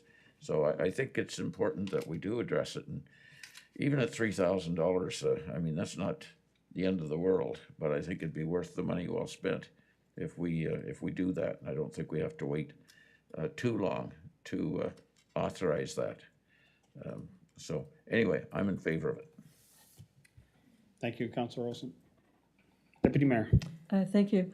That was going to be a question to the Director of Engineering, I think. Is the creation of a map from the tools that we have, the technology that we have, is that something we could do in-house and then send it out for someone to depict the highlights of Quispamsis on the other side? Because I agree, I'm a map person, and certainly I think people find maps beneficial, and as Councillor Luck said, it's nice to have that in your hand when you're going about the town or taking people through the town. Not that we don't know where we are, but it's nice for them to be able to have that. Thank you. Mr. Loge. Your worship, actually, the engineering and planning group do have a 11 by 17 map that we have available at the front counter. If people are looking for it. It's a line map of the streets. The issue that we find, and I guess it's a two-part answer. Yes, we can produce a map for the town, but the second part is it becomes then the production of that, whether it's a caricature version of a map or whether it's an actual street representation. You know the size of the community, and there's a lot of rural area with no land and no streets. And if we show the whole area of the municipality with where there's no streets, all of a sudden you've got half of your map with that's not relevant. So now the question becomes, are you producing a map that just shows the quote unquote downtown core, or is the purpose to have the whole municipality represented? So the map that we've produced from our GIS is basically 11 by 17, and we've tried to produce the whole municipality. And what we've seen is that it ends up with, because the streets are tight together, is tight small print. So it's finding that happy balance of map production. So for us, producing a template is probably not difficult. As the Director of Communications said, the cost then becomes in production and how much do you want to produce. If we know that we're going to add 3 streets a year, how often do we replace this pad of maps that we might get at the front counter? The ladies were saying 1 or 2 requests a month, maybe, if that. So you've got a dozen maps that are being ripped off of this pad, that now you've got a pad that's going to be recycled for anywhere from $1,000 to $3,000. If you produce a lot of them to bring your costs down, you're throwing away more. If you only produce 100 that you're going to give out in a year, it's going to cost you more. So it's that balance. But as far as producing a map, just to have an 11 by 17 map, we have that capacity, and we've actually provided front counter with the PDF that they can print it off, or we make it available to somebody if they want to print it off on themselves, print it off on 11 by 17. So that capacity is here in-house, yes. Thank you, Mr. Loge. Before I go on to the other councillors, I'm going to let our Director of Community Services, Ms. Burton-Dixon, speak on this. Thank you, Your Worship. I just wanted to mention that there are trail maps available. They're online and in paper. We don't buy large quantities because they do change regularly, and we don't have a lot of demand for them, but we do buy a few and have those available. Thank you. Councillor Lockery. Thank you, Your Worship. I'm a bit on the opposite end here, where I'm not a big fan of paper or paper maps. I just find they usually end up in the garbage or on side of the road or somewhere where we don't want it.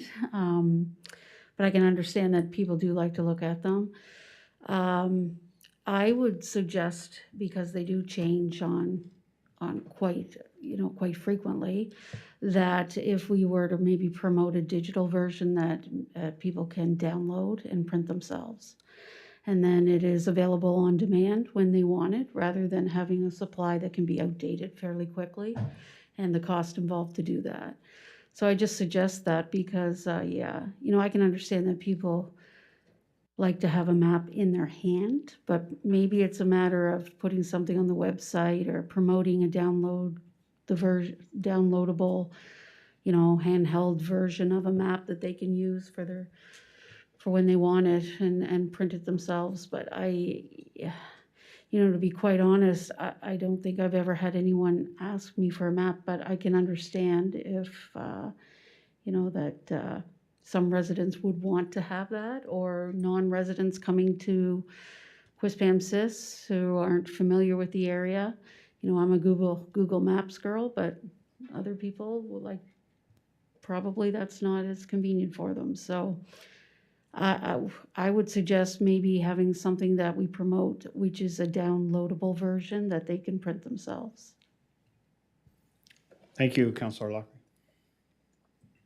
Councillor Miller. Thank you, Worship. I'm actually quite a bit with Councillor Lockery, is that I think having a QR code that you can either, if you want, you just want to see where my trails are, and I can download the trails, but also make it a printable version so you can print it off in a usable format, whether it's in a 1-page, 2-page, or whatever you want, but it's up to you.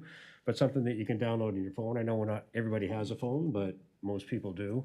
But if we talked about plastic bags, getting rid of that, and if we do have a few here in the town, then that's also quite nice. But to have something updated that you can download onto your phone or download on your computer and print off as you need it, or not print it off, I think is also good, because Mr.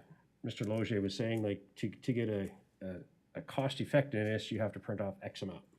And when we're talking about waste and recycle, it's maybe we have a few here, but have it printable on demand. So, but I do though have had people ask me for maps. So, and if we have our own updated one that we can update every year versus waiting for Google Maps, that's even better. So, thanks. Thank you, Councillor Miller. Okay, since Councillor Lucky brought this up, I'm going to let you have the last word here. Thank you, Worship. And just so people don't quite take it out of context, in particular to the map, it's not so much to show the new 500 meters that we just put on at the end of a street. It's about showing where our BMX facility is, where our rinks are, where Meehan's Cove is, where you go to head out to the airport. So you're sitting down at the Irving station and you sit in front of you and you see that before your meal comes, right? I can tell you right now, my dad has no clue how to scan a QR code. So the community, yes, we're a young community, but we also have a lot of older individuals around, and not to show any ageism here, but I don't know if all of them are as technologically savvy as we are. So again, I would move that this idea of a map go to the next council that comes in to discuss in one of their strategic plans. Okay, that's a motion from Councillor Luck, seconded by Councillor, Did you say that it be referred to the new council as part of the strategic plan? Okay. yes. It's been moved by Councillor Luck. It was seconded by Councillor Olson. On the question, Councillor Olson, did you have something on the question, or are you just No. seconding? Okay. No, second. Okay. On the question, please vote now.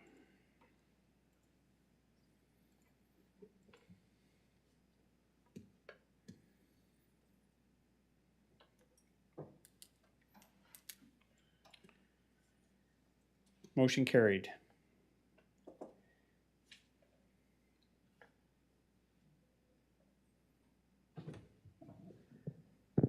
Next item from Councillor Luck, council procedural bylaw to coincide with council remuneration changes, time commitments defined for various boards, commissions, and committees. Thank you. Councillor Luck. Thank you, Worship. I just, because we have a new council coming in soon, hopefully, I think it's important that we talked about transparency for the last few years, and I think that this council in this town does a really good job of discussing almost everything that we possibly can in council chambers and not committee. And I think part of doing that, people need to know, especially new incoming council members, just what the demands are of being a councillor. And I think that some of us go in with a certain thought process of what it's like, and our eyes wide open, but it's quite a learning process. And I think that you would know more about it if we were transparent and actually posted things about being a counselor on our website. So with respect to the number of meetings that there are, the number of meetings that we attend, what our attendance is like, and we've discussed that before as well. We do have, at the end of the year, we display what our attendance was for council meetings, but I think it's important for all the committees that we're on that we have our attendance to those as well. It's also important to know that all committees aren't created equal. And I think that, you know, when people are doing the nomination committee and the mayor is picking councilors to do the committee's work, they have to be aware of just what it entails. So I think that's important to inform the public and to future council members just exactly what's anticipated for their role. Thank you. Oh. Yes. Also, probably for the next meeting, there will be the annual report coming to council, and it is published on our website.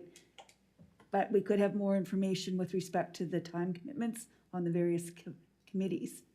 And there is a motion that might address that, but our annual report, I believe it might be coming for the May 4th meeting, and it has quite a bit of information that you're referencing. So, Your Worship, I would move that the Clerk's Department be directed to prepare an overview of council meetings and town committee, commission, and board meeting schedules, including estimated time commitments for the new incoming council and nominating committees' consideration as part of the committee appointment process, with a view towards generating equitable and fair workload for council members. And further, the overview also be published on the town's website as part of the town committee's page for public information. It's been moved by Councillor Luck, seconded by Councillor Lockery. On the question, Deputy Mayor. Oh, just one second. There, okay. Okay, thank you. I just wanted some clarity from Councillor Locke. Are we looking at the number of meetings that we would attend on other committees besides council? Because I know there was one committee that Councillor Miller and I shared, and during the month of December, between the 1st and the 17th, I believe it was, it was the 1st and the 19th, we had attended 14 meetings for one committee.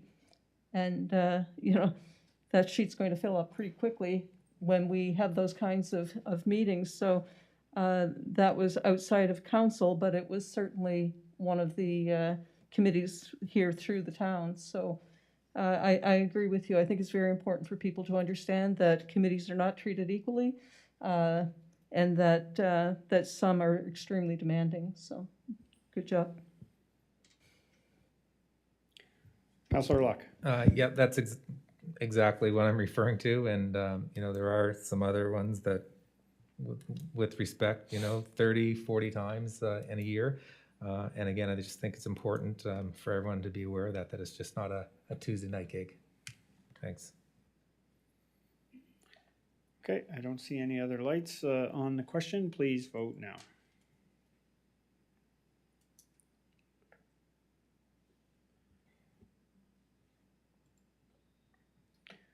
Motion carried. Item 4 from Councillor Luck, community members serving on boards, remuneration fee charge provision or change provision of town, remuneration fee change and provision for town iPad for sensitive meeting information. Councillor Olson. I would move the issue of providing community members serving on town committees with electronic devices be referred to staff for review and recommendation back to council. Moved by Councillor Olson, seconded by Councillor Luck. On the question? Do you mind? Yeah. I just need to Yeah, sorry. go right Yeah. through the process. Councillor On the question, Your Worship, I mean, the motion came rather quickly because I was going to say, rather than give electronic devices to outside committee members, that we consider raising the per diem that some of these committees who have a per diem raised the per diem. In 1989, as most council is aware, I ran for election for council along with Premier Higgs. Neither myself or Premier Higgs were elected. Subsequent to that, Mayor Olson at the time contacted me and said, Pierre, would you like to serve on the Planning Advisory Committee? And this is 1989. And I said, sure, if I can help the town out. And he said at that time, it's $25 a meeting. Well, ladies and gentlemen, we're in 2021, and it's still $25 a meeting, as far as I know, for people on the Planning Advisory Committee and whatever other committee gets mileage or whatever. I think it's time to review that, and I'm hoping, obviously, this motion is asking the town to prepare a report, but that the comment that I would like to make now, guys, ladies and gentlemen, is that certainly in the budget process for 22, that the per diem be reconsidered and raised for particularly Planning Advisory Committee. That's the only committee I really know, although I understand some other committees you can get a per diem for mileage or kilometerage and so on. But that they be reviewed seriously and reflect 2022 standard of living or cost of living, because from 1989 to 22 is, what's that, 33 years. To go stay at $25 is you know, it's almost insulting to think that it hasn't raised even with the cost of living. So I'm hoping that the comment I want to make now, I mean, I'll vote for the motion that the town asks staff to review it, but that the council and the future council seriously look at next budget time to raise the per diem for these outside committee members, because they still do the absolutely wonderful job they've done for 33 years, but there should be a consideration. Also consideration, I'll put a little dig in there, that council has seen fit, give themselves a raise for the next council, and certainly the people who have been waiting 32 years for a little bit of extra income for their work, even though it's been, you know, dozens and dozens of different people, it should reflect 2022, the economy. Thank you, Your Worship. Thank you, Councillor Rio. Councillor Luck. Thank you, Your Worship. And that was part of the my thought process with this motion, was exactly what you brought up, Councillor Yu. But secondly to that, and I think it's very important, so that when this goes back to town staff to prepare this report, they always do a great job at coming back to us with reports, and they, you know, do the background research with respect to, for example, per diems in this case, but with particular reference to the electronic devices. I think there has to be a true awareness of some of these committees.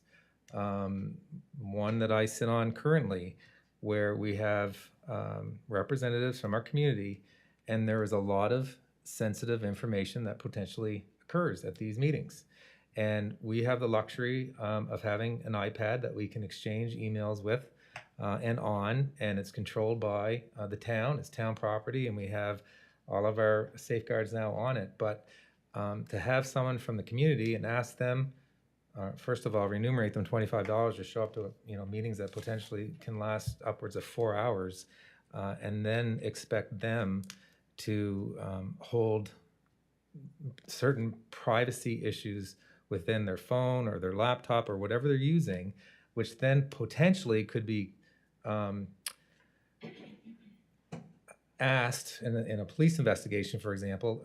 You could be asked for your property back, right? So I think if we're asking them to serve on a board and there's privacy concerns, that we should be giving them the tools that they need that aren't theirs, so that they can give that up, okay? So that's the whole point of that, and I think it's important that when we do review it, that it's not the, you know, $350 cost of an iPad that we're talking about here. It's true, real privacy concerns that have to be addressed, and I don't think it's fair for community representatives to have to spend their money on it on a separate device. Thank you. Thank you, Councillor Luck. Councillor Lockery. Thank you, Your Worship. I just want to, for the motion, does it include consideration for the per diem also, or was it just on the use of devices? Yeah, there's not per diems issued currently, there are expenses, and there is PAC, are they $50 now?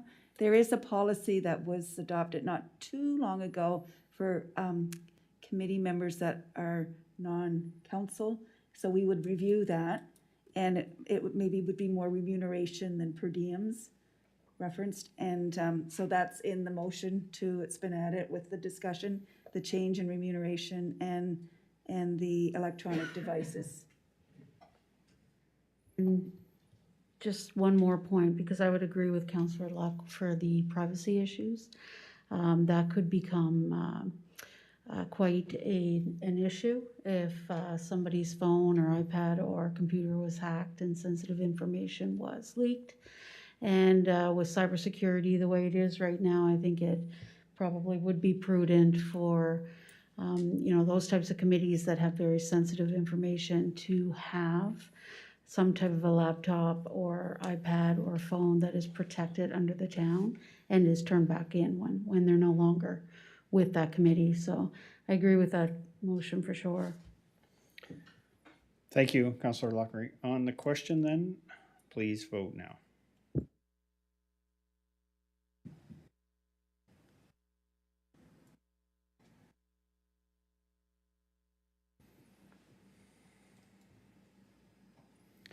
Motion carried. And item 5 from Councillor Luck, enforcement of numbering of buildings bylaw,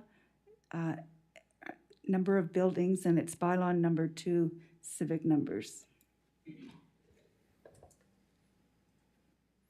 Councillor Luck.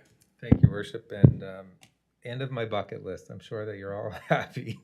I'm glad I picked an evening that there wasn't a lot of things ahead of me. I think the reason I'm bringing this up is because when I was a dad driving my son around to all the houses for hockey parties, etc., we would drive and drive and drive and try to find houses, and there was no numbers on homes. And now as I go around to help someone deliver signs, we're trying to find homes and we cannot find them.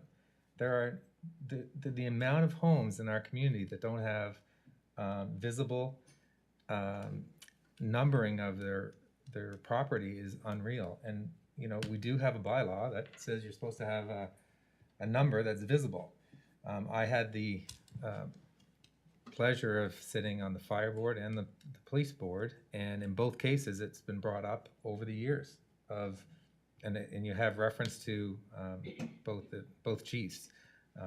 May or may not be as much of a concern anymore, but there has been talk about driving somewhere and just kind of guessing that this is about where we are, and you have Google Maps up and you're driving and you think that you're in front of a certain house. So if a house is on fire, I think the fire department's going to find it. But if they're showing up for a cardiac event, or the police are being called to a house and they're guessing or they're trying to find and squint to see what the numbers are, I just think it's important. And I see that we do have a suggestion for a motion to really get some more education to the community about just numbering their house. And I don't know how we promote it more, but I think that it's important, and I think that it's something that we have to, from a bylaw perspective, enforce, because I think it's a safety issue, and it's one of our town bylaws. So, thank you. Thank you. Councillor Olson. I agree with Councillor Luck. I've often been through that same exercise, and eventually I'll find the house number on a rock. Nice decoratively done. If you're there at 12 noon, you can maybe find it, but it's not very appropriate if it's as dark as can be out and you're trying to find it. That's why the numbers that you get at the fire department are reflective. I've got one at my house, and I bought one for my son's house, and we put it right out on the lamp post, and it's the first thing anybody can see when they come down my street. But I think it's very important, and I don't think that some of the residents really put enough emphasis on the need for identification of their property, for emergency services especially. A fire, sure, you can see the place burning maybe, but for police emergency, heart attack, boy, you want to get them there as fast as possible. You don't want anybody guessing where they're supposed to be going. So I concur 100%, and when the motion's made, I'm happy to support it. Thank you. There is a resolution here. Councillor Luck. Thank you, Your Worship.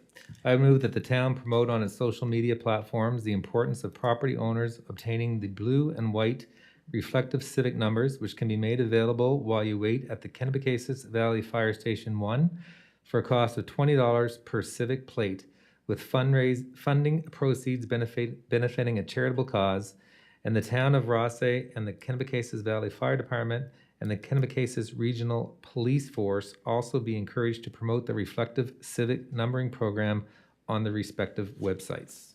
It's been moved by Councillor Councillor Luck, seconded by Deputy Mayor O'Hara. On the question? Councillor Reid? Just on the question, Your Worship, I mean, are we saying that in this motion, that we're telling our citizens, if you don't have a sign, a number on your residence, that you have to go buy a $20 reflective one when they can get a $10 one down at Canadian Tire for, I mean, it's up to them. I just don't want to all of a sudden say, council insists that citizens pay $20 for, for whatever it is. I mean, that's voluntary, definitely. I think the crux of the motion is that the town publicize and push our residents who are not complying with the bylaw, that they comply with the bylaw. How they go about complying with the bylaw, we shouldn't have some kind of a motion by council to say, you have to buy this particular, some people might say, oh, I've got a real decorative one I have in mind, I'm gonna put it up. That's the only concern I have. Pushing the motion, or pushing the bylaw, and making it known that it's to their own benefit, to the benefit of the town, that they put a number up is fine, but then going out and saying that you have to get at this one particular spot and pay this price is beyond our reach, I think, Your Worship. Thank you. Our town clerk would like to speak on this, Ms. Snow. Yeah, I would just like to say I spoke both with the police chief and the fire chief, and they just noted, especially at night, it's without the reflective lights, it's very difficult when they have calls of health nature or domestic calls.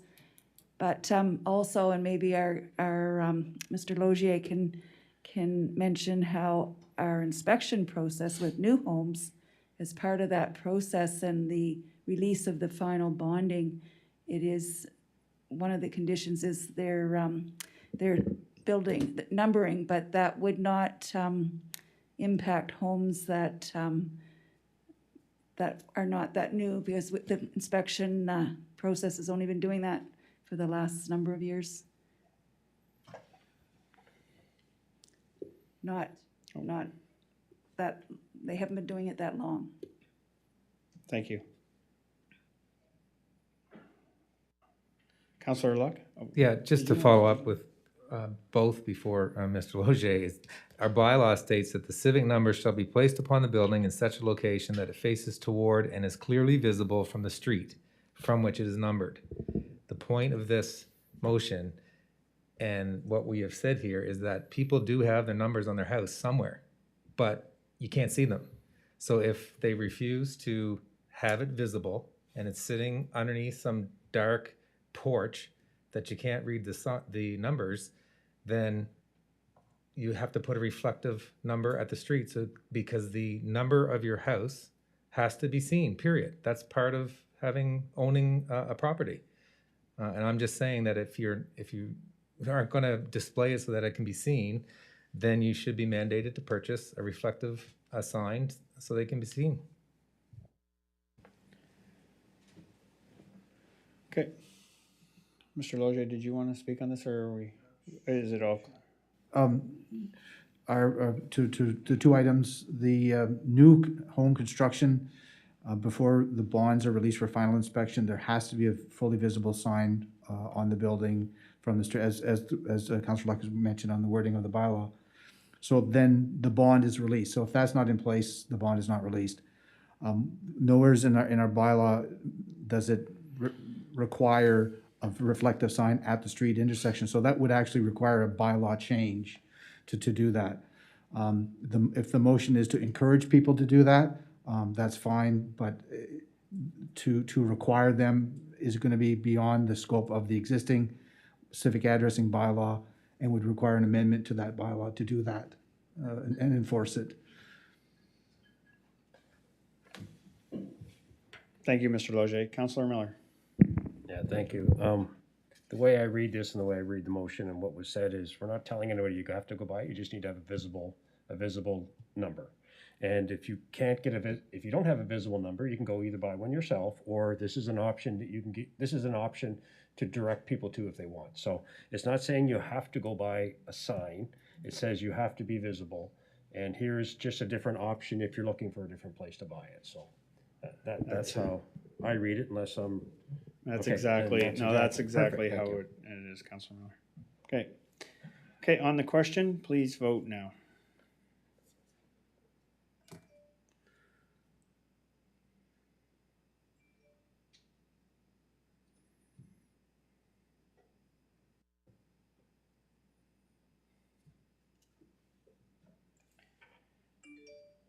Motion carried, 6-0. Item 10, bylaws. There's no bylaws this evening. Item 11, new business, nothing. Item 12, reports. Your Worship. On report 12B, I got a message today, or we all got a message today from MMNB, and they said that a further information will come with regards to the lockdown, the existing councils and so on. But I'm going to ask the clerk, as of this moment tonight, it is my understanding that this council will be in existence since, I don't expect that Edmonton will close before this weekend. So it's 2 weeks.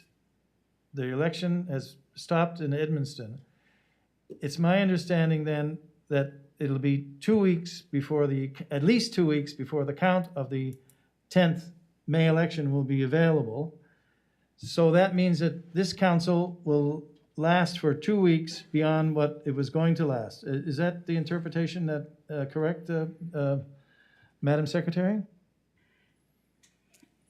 Your Worship, the Bill 45 requires that if there is a municipality in lockdown, which there is, Edmundston, once that lockdown is lifted, they have up to 30 days to call their election. And everybody else will continue and vote, as you all know, May 10th, but they will not count or declare the results of the votes everywhere in New Brunswick until after that municipality, which would be Edmundston this time. So I couldn't say what time, when that's going to happen, but I guess once it's lifted, the lockdown in Edmundston, and their election date is called, then probably within 24 hours or so, the count will be done in all municipal, in all election polls across New Brunswick, and that's when the declarations will be made. Just a further on that. So I just assumed, and it's my interpretation, I just assumed that things were delayed for 2 weeks. Is there an implication that if the lockdown, say, ended this weekend in Edmundston, it's been 2 weeks since I've been able to continue, that they have to start all over with 30 days?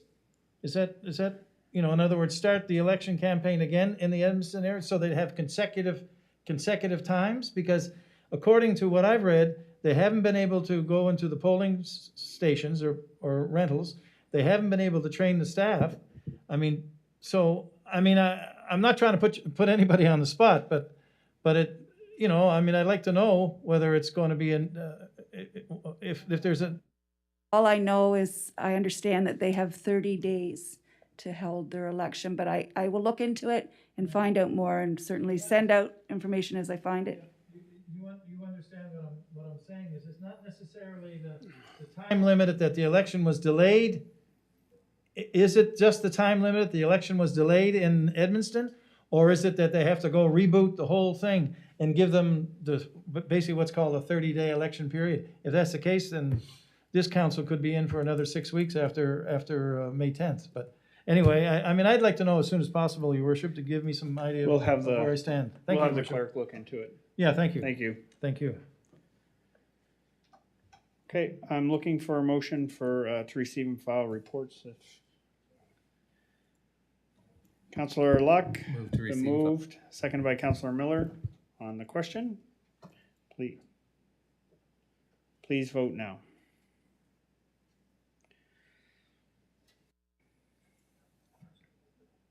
Motion carried. Item 13, business arising from committee. There was nothing this evening, so I'm looking for a motion for adjournment. Your Worship. Been moved by Councillor Ryu, seconded by Councillor Olson on the question. Please vote now.